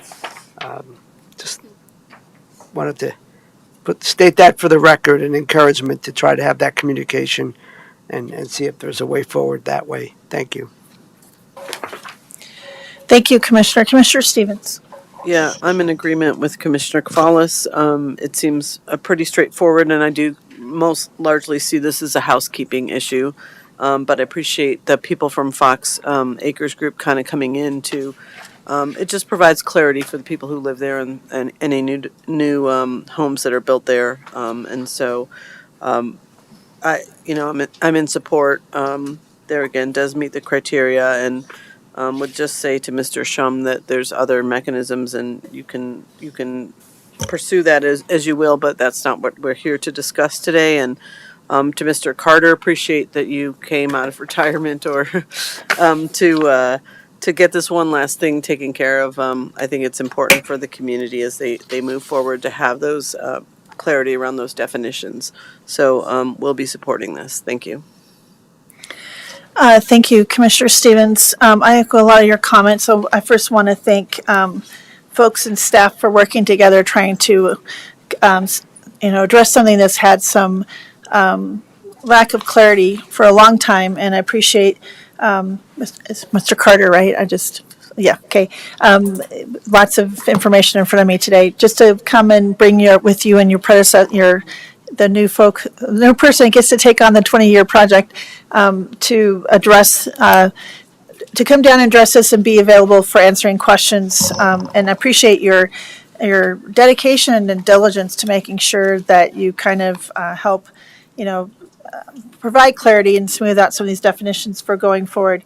Appreciate you all being here. I appreciate Mr. Shum coming down all the way from Red Feather Breaks. I appreciate your frustration and reading through some of your emails and as even the consultant addressed that there is kind of an overarching need for overall in the whole area trying to define access and accessibility and I'm hoping as Commissioner Kafal stated, maybe there's ways they can address this by working together and having the other processes to address this. And I think Frank, our Assistant County Attorney, had stated it well that we can only, because of publicly noticing and other things, we're only allowed to address what's in front of us today and specifically what was asked for those definitions to be defined and cleaned up. So I agree with Commissioner Stevens. This is a housekeeping issue. And so I think that has met the criteria in this, and I support staff recommendations. So I'll ask Commissioner Stevens to make that motion, please. Yeah, thank you, Madam Chair. I move that the Board of County Commissioners approve the Fox Acres Country Club amended PUD file number 22, land 4324, subject to the conditions noted above. Noted in the. Thank you. Thank you, Commissioner. Any further discussion? All those in favor? Aye. Aye. Okay, great. We are now through those items we pulled off for the hearing for the consent agenda. We have one other item today, and that is the public hearing discussion and thank you all for your time today and coming down. Appreciate it. We're moving on to our public hearing discussion items. Item, CBEP Solar 3 LLC, a 1041 permit, file number 22-ZONDE 3408. And so I will ask Samantha Mott to start the presentation. Thank you, Ms. Hicks, for your being here and for your presentation.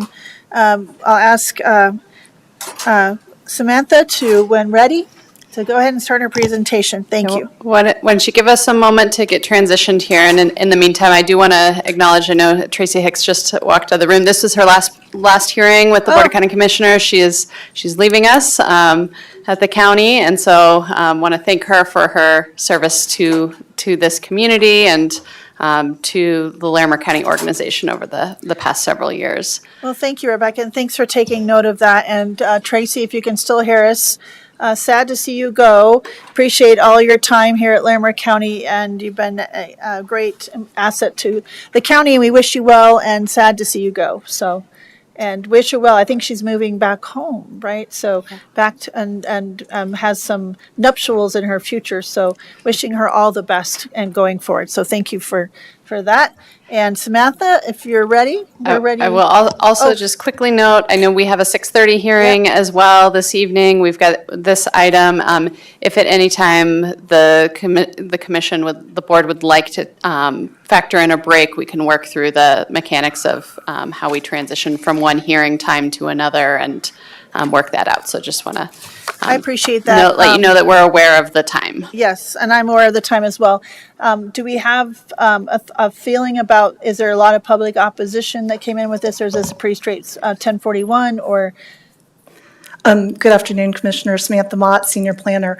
I was going to mention this is the CBEP Solar 3 LLC 1041 permit. We did not have any neighbor opposition. Staff and the applicant are in agreement with the 36 conditions of approval. We did have one neighbor show up at the Planning Commission, and I don't think that they indicated they were either in support or in opposition. They just had some questions that were answered at the Planning Commission hearing. That's wonderful. Let me just ask one more question. I know some staff are going to be here for the 6:30 hearing, so I also want to respect staff's time and wanting to have a break and have some dinner. So are staff feeling comfortable with going forward and still having time to have that adequate time to take a break and have some dinner? We're certainly fine proceeding and want to respect the need for any breaks that you all might need, but like Samantha said, this may be a straightforward item depending on how much conversation or questions may come up. Okay, just want to check in, make sure we're all kind of knowing these are long, Mondays can be long days. All right, so Samantha, I appreciate it. Let's go ahead and proceed, and we'll hold our questions till the very end. Thank you. Perfect. And I might, if I skip over any slides that you want to address back in more detail, just let me know. So as I mentioned, this is the CBEP Solar 3 LLC 1041 permit, file number 22 zone 3408. It is a request for a 1041 permit for an activity of state interest pursuant to Article 10 of the Land Use Code for a 2.4 megawatt solar facility covering more than 10 acres on a 35.56 acre parcel of land. It is part of the Excel Solar Energy Rewards Community Program. 1041 permits are required per the Land Use Code in Article 10.3.1K for site selection and development of any solar energy power plant, including solar energy collectors, power generation facilities, facilities for storing and transforming energy, and other generally associated or accessory facilities that together disturb an area greater than 10 acres or any addition thereto that expands the disturbed area. And this particular project, I said it's on an over 35 acre parcel. They're disturbing approximately 15 acres of that parcel with the solar facility.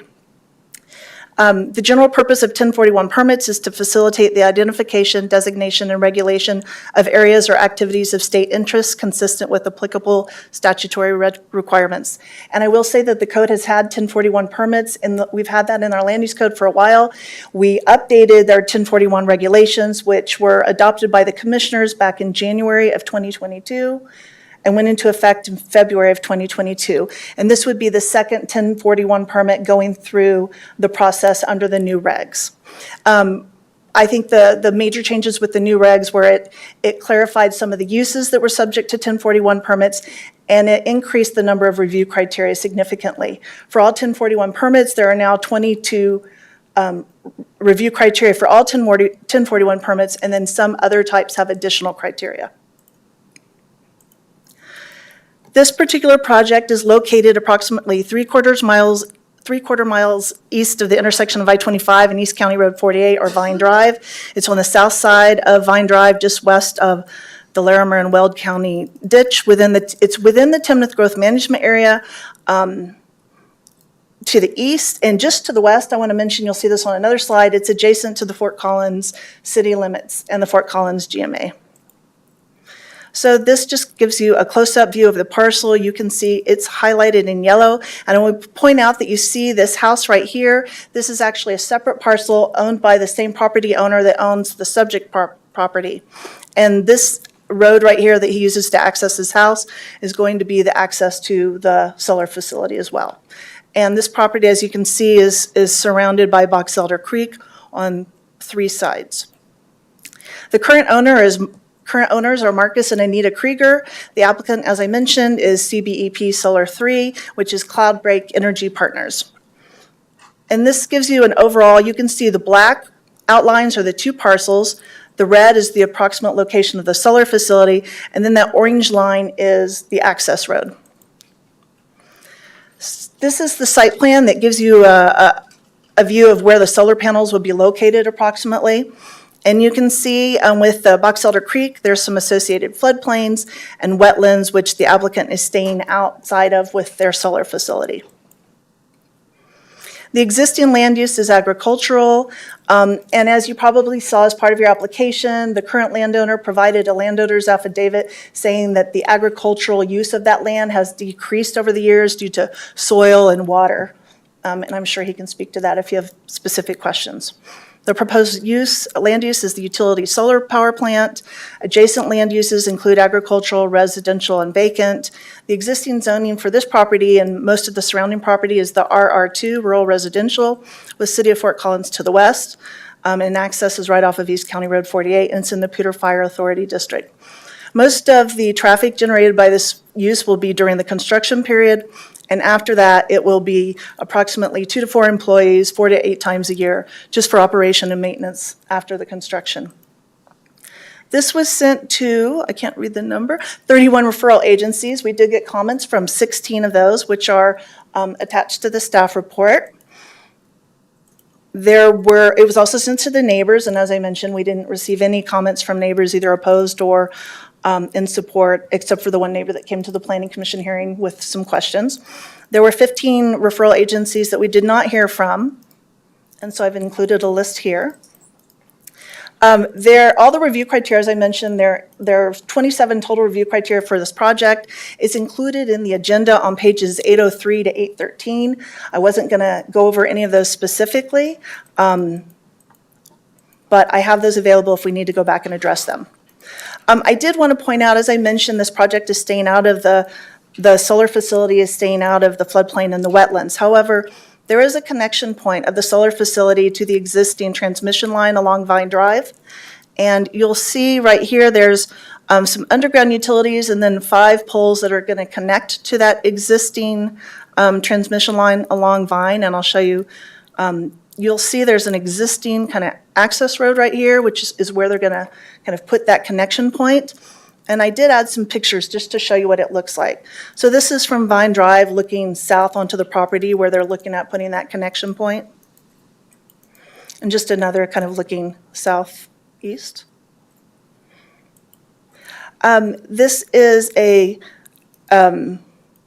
simulation or appearance of what the panels would look like in the area. This is not their specific property, but gives you an idea of what the panels would look like. The major issues or concerns with this project, as I mentioned, there were wetlands and floodplains, and as I also mentioned, there are 36 conditions of approval. That's a lot of conditions of approval, but the way this process works is there's not a lot of back and forth. We don't get a resubmittal because we have to schedule this for hearing so quickly. So a lot of things that we may have worked out on other projects before we go to hearing become conditions of approval.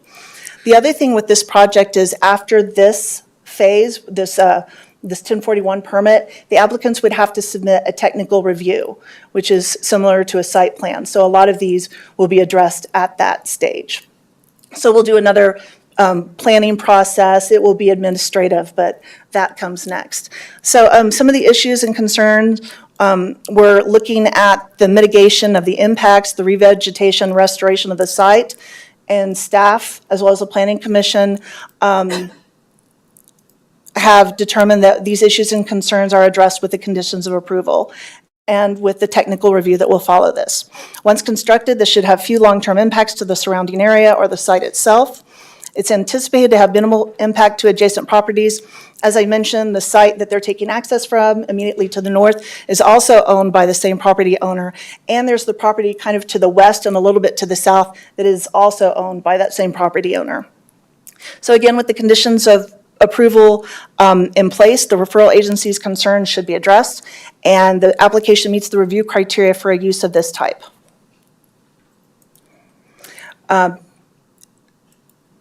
The conditions of approval, I have them in the slide. They're also in the packet, all 36 of them. Happy to touch upon any of those. The reason I did want to point out that there's 2 that are highlighted in my staff report. There was, at the Planning Commission, we had 34 conditions of approval, but then we had an addendum that was addressed at the Planning Commission that included these 2 additional conditions of approval. Again, we're recommending that the Board of County Commissioners approve this with the conditions as outlined in the staff report. And I would be happy to answer any questions. I feel like that was really quick, so sorry if I skipped anything. No, thank you. Appreciate it, Samantha. I know there's a lot of information here, and I did kind of, review a lot of this with reading the packet. So I'll start with my colleagues. Any questions? Commissioner Gonzalez? Yeah, I just have a small question. I think you've done a great job of presenting. I think the quite a number of review criteria, 22, and I appreciate you sharing the number of conditions of approval because I kind of lost count at some point. And I think there's and also you've clarified about the technical review process and timing issue. So I'm all good with that. As an aside question, Box Elder Creek, does it run? Does it flow all year round or does it dry up? It is wet all year. Say it again, sir. Stephen Rothwell, Lamar County yes, Engineering. of course. Yeah, sorry. Thank you, Commissioner. So it does have some water in it year-round. Obviously, it's seasonal in nature with the height of the flows and the volume of the flows coming through. But yeah, it does see water year-round. Thank you, Stephen. And I do appreciate that I think it's already part of the proposal, the 100-foot buffer with the wetlands, I think, that are to the south. So I do not have any other questions. Thank you. Commissioner Stevens? I wait to hear from the presenters, the applicants, but so one of the questions that I have is with regard to the criteria. There was no alternate kind of site that was suggested, and that's something that's in our criteria. So do we feel like that's something that, in criteria C, that they've considered reasonable siting and design alternatives? I understand that this seems to be a decent site because of all things considered, but are they required to, say more about, other sites that they've considered? And that was something that I just had a concern about, so. Thank you, Commissioner. The applicants are required, they did submit an alternative analysis, which talked about the criteria they used to look at alternative locations. They didn't, and they provided, which I think I can tell you is one of the attachments to the staff report. Well, it's in the Planning Commission staff report, and it is attachment C. I also have that. Do you have a page Looks number like on that? 820. Oh, no, that's not it. Let me see. And actually, I can pull this up as well while I'm looking for that page number. I lost my cursor. No, go for it. If I could add one thing while Samantha's getting that pulled up. As you all know, the 1041 process applies to a lot of different types of public utility and public infrastructure. That alternatives analysis is extremely important when we're looking at transmission lines, pipelines, things that cross through multiple properties, and where there may not be easements secured or right-of-way secured yet, and we're very concerned with number of properties that are impacted, types of properties that are impacted. With this type of project where there's a single property that's kind of directly affected by it, and there's a willing property owner that's kind of working with the applicant on it, it's less of a concern from a staff perspective that there's very specific other locations that were identified for comparison, as long as the other criteria are satisfied. So it's that alternatives analysis is an important component of the regulations and is perhaps more relevant to some types of 1041 projects than others. Sure, I appreciate that. Yeah, and like I said, I think having a single property and having a willing, and all things considered, proximity to, tying into the, power. It does seem like a reasonable site in that way, but I just wanted to see if we felt like that there was more information needed with regard to alternative sites that were looked at? I did find it's included on pages 847 and 848, but I also took kind of their bullet points and put it in this slide that I've shared as well. Thank you for finding that for me. Absolutely. Yeah, I mean, I think I read through that page. It didn't really say that there was it said that other sites were evaluated and this was the best site kind of thing, but it didn't give a lot of detail. So thank you.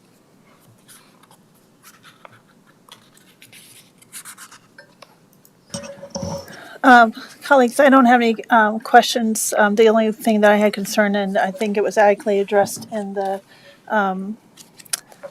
information, was just the wetlands and the wildlife habitat. Sounds like that's adequately addressed. Can you remind me, it's over 100 feet, but how far is it? Do you know the exact number of feet? From the proposed solar Yeah. facility I don't know that off Maybe the that- top of my head. Maybe the applicant does. Okay. I do know that our environmental planner was one of the reviewers looking at that, and we worked with, there was a lot of work done up front to make sure that they were showing the wetland buffer and meeting those requirements. I was just reviewing my recollection on the CPW response.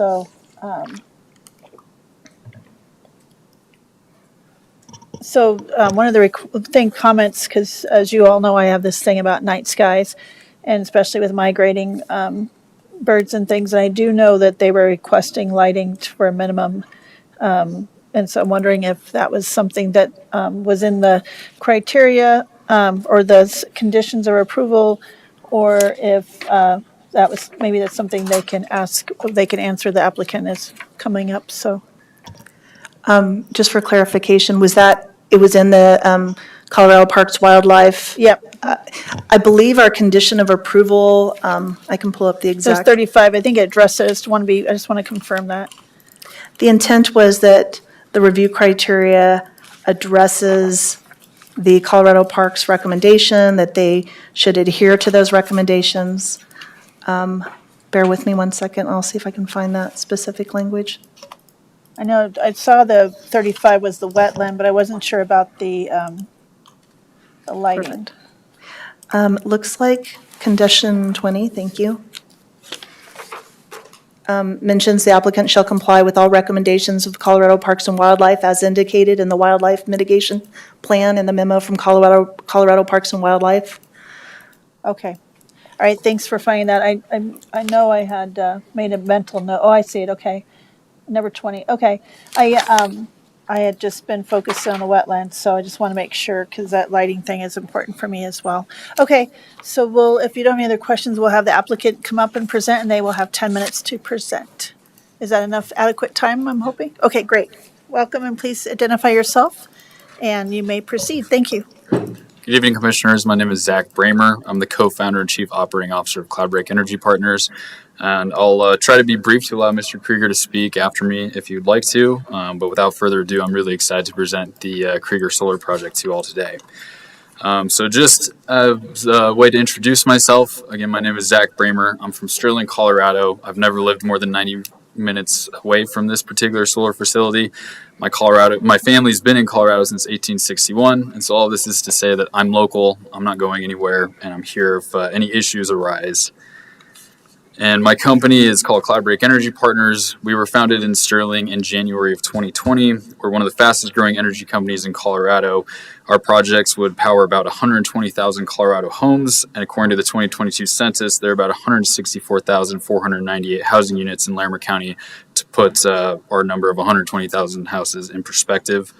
And as a fun fact about us, we recently planted the largest pollinator habitat in the Rocky Mountain West in partnership with the Audubon Society at the location of one of our future projects in Johnstown, Colorado. And so this particular project is a 2.375 megawatt AC community solar project, which will generate enough electricity to power about 675 homes annually. It takes up about 15 acres. The property is owned by Mr. Krieger and his wife, Nita. And construction is expected to take about 4 months, and we'll be starting early 2024. And so what is a community solar garden? A community solar garden is a centrally located solar project that any Xcel Energy customer can can subscribe to and receive a discount on their electricity bills without having to put any money down or put a system on the roof. So for renters or people who have shaded roofs, this program works out really well for them. They don't have to put any money down. There's no cancellation fees, and they're able to save about 10% on their electricity bills every month. And so as a local Colorado company, it's really important to us that we provide direct community benefits back to the communities that we work in. So we're going to be utilizing a local construction team as well as a local shepherd, and we'll be planting pollinator habitat around the array to ensure that, or a pollinator-friendly seed mixture on the array, just to make sure that, you know, we can help out local pollinator. We will also be providing a full ride scholarship to a student at a local institution who's interested in pursuing a career in renewable energy. We'll be generating significant tax income, and as I mentioned on the previous slide, we'll be saving Xcel Energy customers about 10% on their electricity bills, and our goal is to subscribe as many local customers as we can. And Samantha already went through these next two slides, so I'll skip those for now, just demonstrating the project's location. And to answer Commissioner Stevens' questions about the project location selection. So what we do is we start with a map of the entire state of Colorado. We overlay all of Xcel Energy's infrastructure on that map, and then kind of filter through that based on proximity to substations, proximity to floodplains and wetlands, you know, geotechnical constraints, topography constraints, and whether or not the landowner is, you know, excited about the potential for a solar project on their land. We also look into the economics of land. You know, in some situations, we're not able to compete with the prices that real estate developers or other forms of development can offer. And then we also want to make sure we avoid critical habitat and limit disturbance to any nearby property owners. And so for this particular one, we don't have any other sites under site control or under lease or option to purchase. So we don't really have any direct comparisons here in Larimer County. This was the only one that we found that met all of these requirements. So we sent out, you know, probably a few hundred to a few thousand mailers throughout Larimer County trying to find interested landowners. And for, you know, one reason or another, all of those ended up falling through, and we were thankfully left with Mr. Krieger at the end of the day. So that's how we ended up here, but we did evaluate just about every property in Larimer County that touches an Xcel Energy line. And so to get into project information, we're expecting to start construction next year. It'll last about 4 months. During construction, we'll have a maximum of about 50 people on the property at a given time. For lighting, there may be temporary lighting on the site only if we have to work, you know, past sunset. Given the time of year we're starting, we'll probably start in January. There may be some days where we have to work a little late, but once the system is built, there will be no permanent lighting on the property at all. And during construction, we'll have about 10 to 15 pickups a day and 1 to 2 heavy vehicles. And then afterwards, as Samantha mentioned earlier, we'll only have about 4 to 8 people visit each year just to do preventative maintenance on the site. And a shepherd will stop by on an as-needed basis to graze sheep on the property and keep the weeds down. And the project will be on the property for a minimum of about 20 years based on our contract with Xcel. And based on an in-depth study that we did, there should be no drainage impacts. There will be no emissions or odors. There will be very limited glare and very limited noise that will not be able to be heard by the neighboring properties. And for other common concerns that we get for electromagnetic fields and interference, we're produce very similar EMI or EMF to just a typical piece of electrical equipment like a dishwasher, and from only 150 feet away, the levels are at or below background levels. For property values, there have been a lot of different studies that have shown that solar projects do not adversely impact neighboring property values, and thankfully this one, you know, the primary person who's affected is the landowner himself. And then for decommissioning, we spoke about this at the Planning Commission, but we are willing to offer a decommissioning bond with the county to ensure there's always sufficient funding for the decommissioning of the project. And recycling, solar panels can be recycled, so the expectation is at the end of the life of this project, all of these panels will be recycled. And then I do have a few just example photos. So these are pieces of solar projects with equipment that's very similar to the equipment that we're planning to use on this particular site. So the panels will face north and south and then track the sun from east to west throughout the course of the day. And then we have some example pictures of sheep grazing on similar, similar solar projects. And then the next picture is just a few example pictures of the fencing that we're planning to use. So wooden posts with a hog mesh. And then the other two pictures are pictures of our recently completed project in Milliken that's going to use the exact same equipment that we're going to be using on this. So driving along Vine Drive, this is similar to what the view would look like. It would just be set back a few hundred more feet from the road, so you'd get a little bit more of a buffer.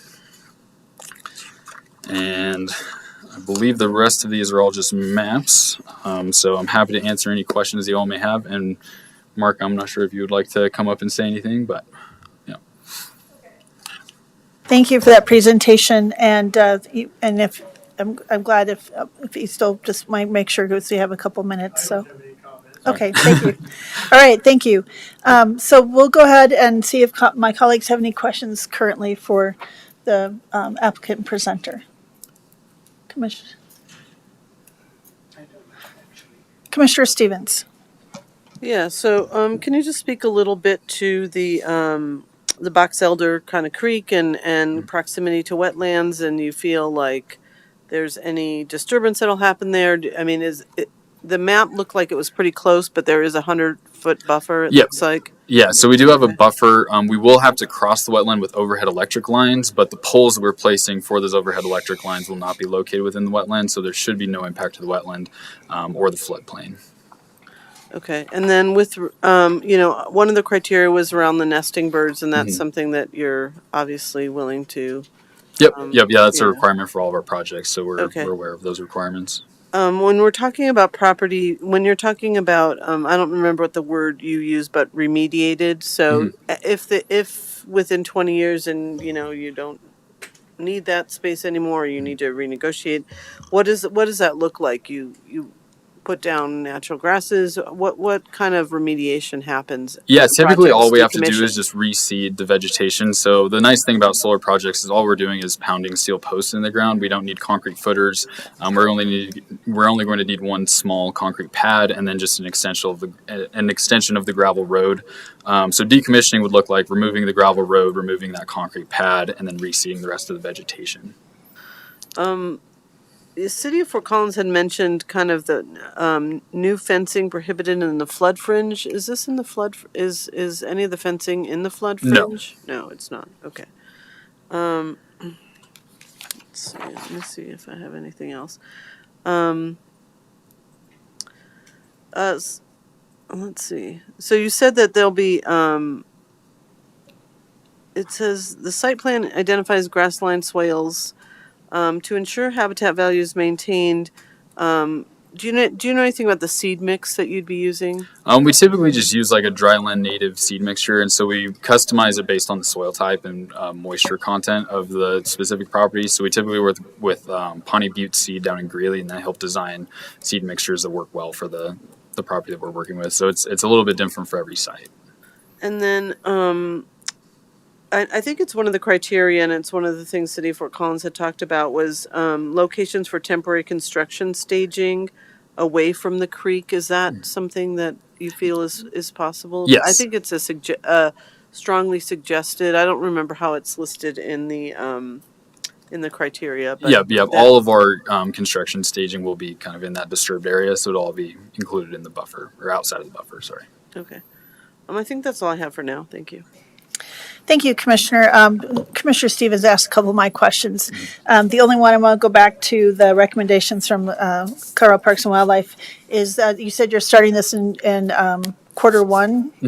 And just for lighting and stuff, migratory birds, we talked about the nesting birds. That was one of my questions.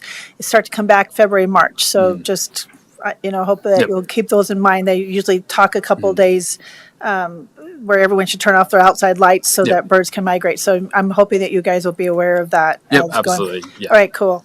And I'm glad to hear there won't be any, further lights going forward. So that's wonderful.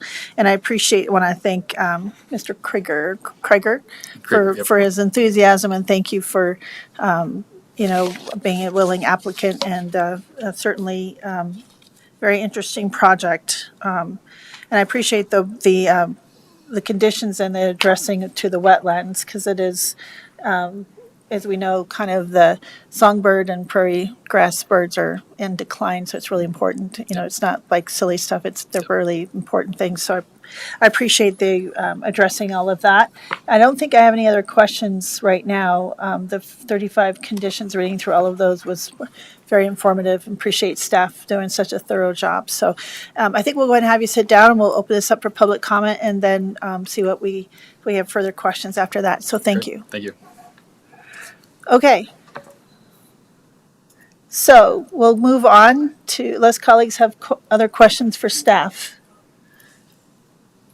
Otherwise, we'll move on to public comment. Okay, I'll open it to anyone in the room.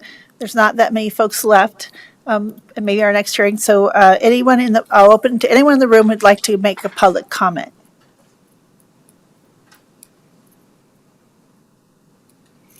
Okay, I'll ask Rebecca, would you move on to online and see if anyone online would like to make a public comment? We have one attendee online. Their hand is not raised at the moment, so if they would like to comment, now would be the time to raise your hand. I'm seeing none. Okay. Seeing no one has indicated a desire to participate in public comment, I will close public comment. Closing public comment, I don't think there is a need for rebuttal, so we won't give you a chance for rebuttal. So, because there's no need. So now we'll move on to colleagues, a last chance for asking questions. Commissioner Stevens. Yeah, one of the questions maybe the applicant could talk about is there screening? So is there like plantings that are being done for sort of screening at the site? We don't have any plans for screening at the moment. It's naturally pretty well screened from the Box Elder Creek from Vine Drive. Okay. And then the only other person who would require screening would be Mr. Krieger himself, who has so far not requested any screening from us. Okay, he's okay looking at some solar panels. Okay, all right. Thank you. Yep. I think that's all I have right now. I just have a question for staff then too.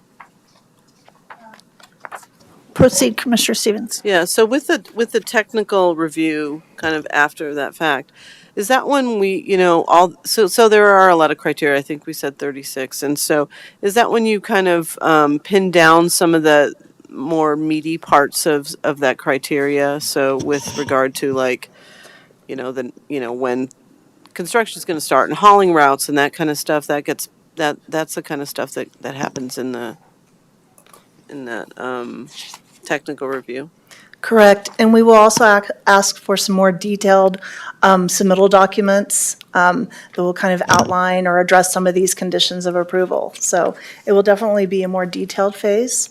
And we will be sending that out to referral agencies again as well. Oh, okay. And so that was one of the questions that I had. So in the conditions for approval, one of the condition number 2 is that the post-approval technical review to address any outstanding items raised in the referral agency comments. So those would be comments that I felt like a lot of the things were addressed in the conditions for approval, but that would be the second time around that we look for referral agency comments, or do we feel like there's things that still haven't been addressed by that were recommended by referral agencies? Yeah, I think a couple good examples might be there's some more specific requirements that engineering has outlined in their referral comment letter. I think also like Poudre Fire Authority had some specific comments. So we'll be looking at, one of the things we'll ask for the applicants to submit with their technical review is kind of a response to the comments made during the 1041 permit review process. Does that answer your question? Yeah, that's helpful. Thank you. Commissioner, any other questions? Not right now. I don't know if anybody else has any questions. I just had a quick question trying to build off of what Commissioner Stevens had asked. Condition 36 kind of stuck out. Shall work with Box Elder Sanitation, proposed future sewer easement. That's a big thing to kind of leave to future things. So I'm wondering, has it already been talked about where potential easement might be? Correct, Commissioner. Well, they don't have a specific location at this time, but they were one of the referral comments that came in as an addendum. At the end, they said this is kind of an area where they anticipate a future sewer line. And so they see an easement going through this property potentially somewhere. I did discuss this with the applicant before we made this a condition of approval, and they indicated they were more than willing to work with Box Elder to kind of see where that easement may end up. So the conversation's been had and things. Yes. Okay, great. Because that's, I could see, could be complicated going forward. So, all right. I think that's the only question I had was just trying to be proactive and think long-term with this, because this is getting to be a very busy area in that area. So, Commissioner Stevens, did you have any other questions? Yeah, I had a question. Can you remind me where, I'm sorry, I'm like, I know I had the PFA comments and then now I can't find them. Can you remind me what page those are on?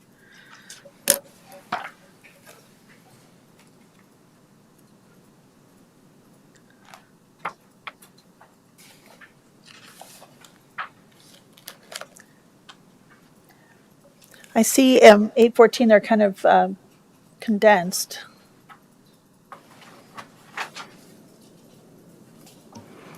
Commissioners, I think they are on page 915 and 916.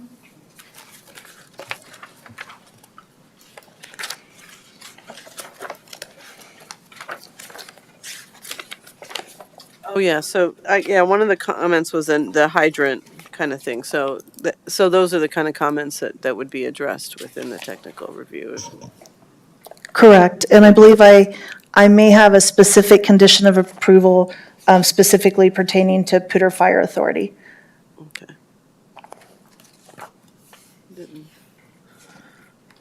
And then, I guess one other question, there was some mention of the prairie dog control and maybe that prairie dogs might be disrupted and move into other spaces. Was there any thoughts on that?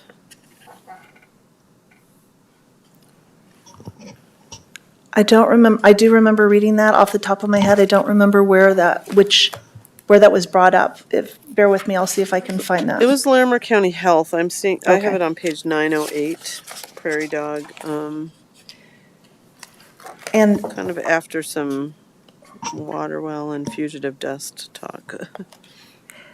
And I did make a condition of approval, number 18, that the applicant shall address the comments identified from Leah Schneider with the Department of Health and Environment. So we'll be looking at that with the technical Okay. review.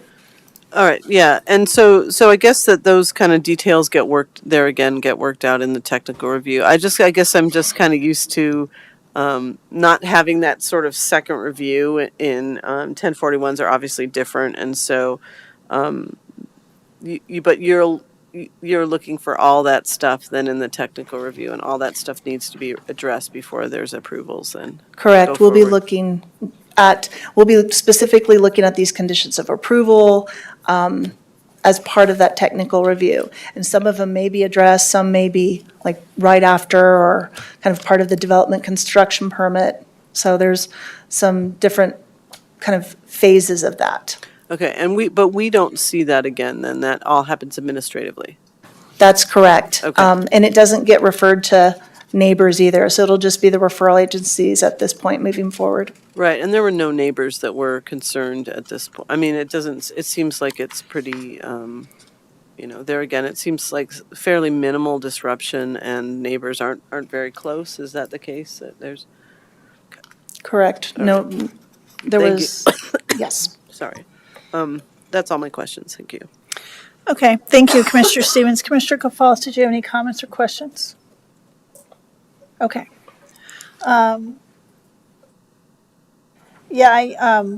glad Commissioner Stevens asked that question because I was back in my head kind of thinking about other referral agencies, but I felt like number 2, the recommendations, that kind of covers all of that from those referral agencies. So I'm glad she asked that question. And so I don't think I have any other further questions or concerns than what I've already stated. So, all right. So, colleagues, are we ready for deliberation? Okay. We'll start with Commissioner Gonzalez. Thank you. Thanks to the landowner and the Zach from Cloudbreak Energy Partners. Thank you for your patience. It's a bit of a long afternoon. Yeah, I will support this, this request, this application, this 1041 permit application.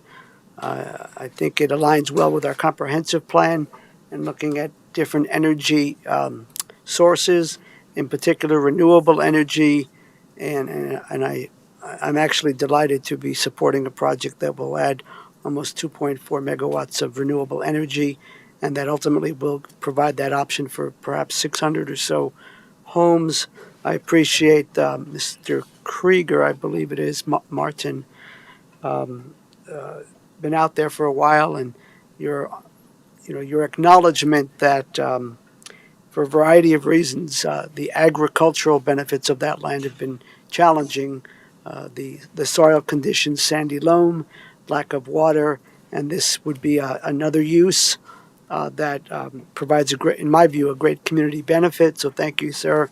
And also, I think I read that with the life of this project, 20, perhaps 35 years, ultimately with the reseeding and the pollinator gardens, that will maybe help replenish the soil and may allow for that agricultural use in the future. So the 22 review criteria, I think we're good with that.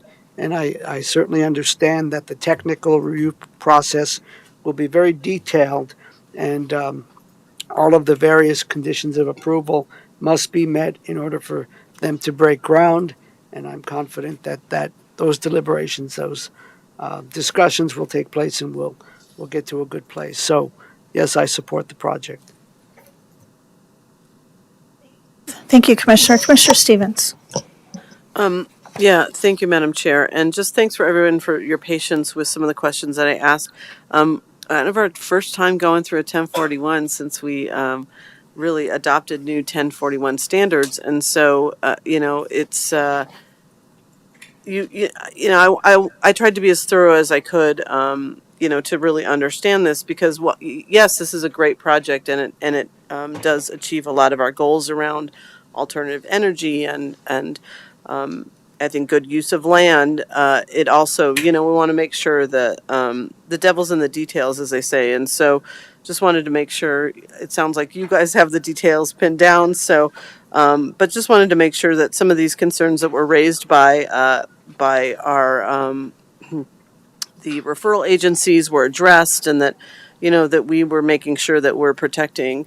And I understand with Zach, saying, you do this overlay and then you're, kind of seeking out these properties. And I appreciate that approach is like, well, we're really trying to find this perfect spot where we're not interfering with wetlands and, wildlife habitat and many different things. I bet it's pretty challenging to find those spots. And yet, we know we have that need for alternative energy in our community and across the state. So, I appreciate the due diligence you did in trying to find a spot that isn't too, that isn't harmful to any of those, to our waters and other things. So, yeah, I will be supporting this 1041 application. I there again appreciate kind of all the work that has been done and that will be done. To make sure that things are done well, it was an interesting process to go through, and it was really I'm really happy about the kind of environmental protections that we've put in place with our 1041 process, and it's nice to see that they're being respected and followed by the applicant. So thank you. Thank you, Commissioner Stevens. I just wanted to first thank staff. As Commissioner Stevens stated, we had this first time going through using these new regulations. We worked really hard. That first year was a year full of the oil and gas regulations and these 1041 regulations, and to kind of see them in action and actually being implemented is immensely satisfying because we put a lot of things in there that were important for us for protecting our environment and some of our natural resources. So I want to thank the landowner for his generous use of his land, and the project applicant, and the group of, I want to say, was it three? I apologize. It's a long day already. CBE Solar 3 LLC. Appreciate that, your application and being, working with staff, and I really appreciate all the conditions of approval and working through that for for this project. It's very exciting to see this come through. I read through all of this. I'm really pleased to see all the referral agencies that were reached out to and all the comments we received. And I liked how you had them all condensed on the one page and then went into detail later. That kind of helped kind of put them all in. I really appreciated how that was presented. I really, the review criteria, it's great that we have so many, but it's also really important. And I really pleased to see that criteria C and E and F were dealt with, and also R, and especially about the birds in the wetland and being thoughtful about the lighting. So those were criteria that I especially noted that I felt pretty comfortable that had been met, and I feel like it has met all the other criteria, and I will be very interesting to see how the technical review, I know we don't get to see that, but I'd be very curious about the process. And then, I think we talked about the comprehensive plan, and especially like the note on page 805 about anticipating the need for adequate infrastructure and utilities to serve the needs for our residents. And this is very consistent with our comprehensive plan for providing utilities.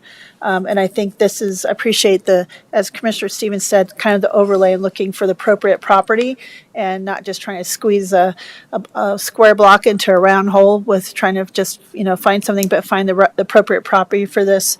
And so I will be supporting this application.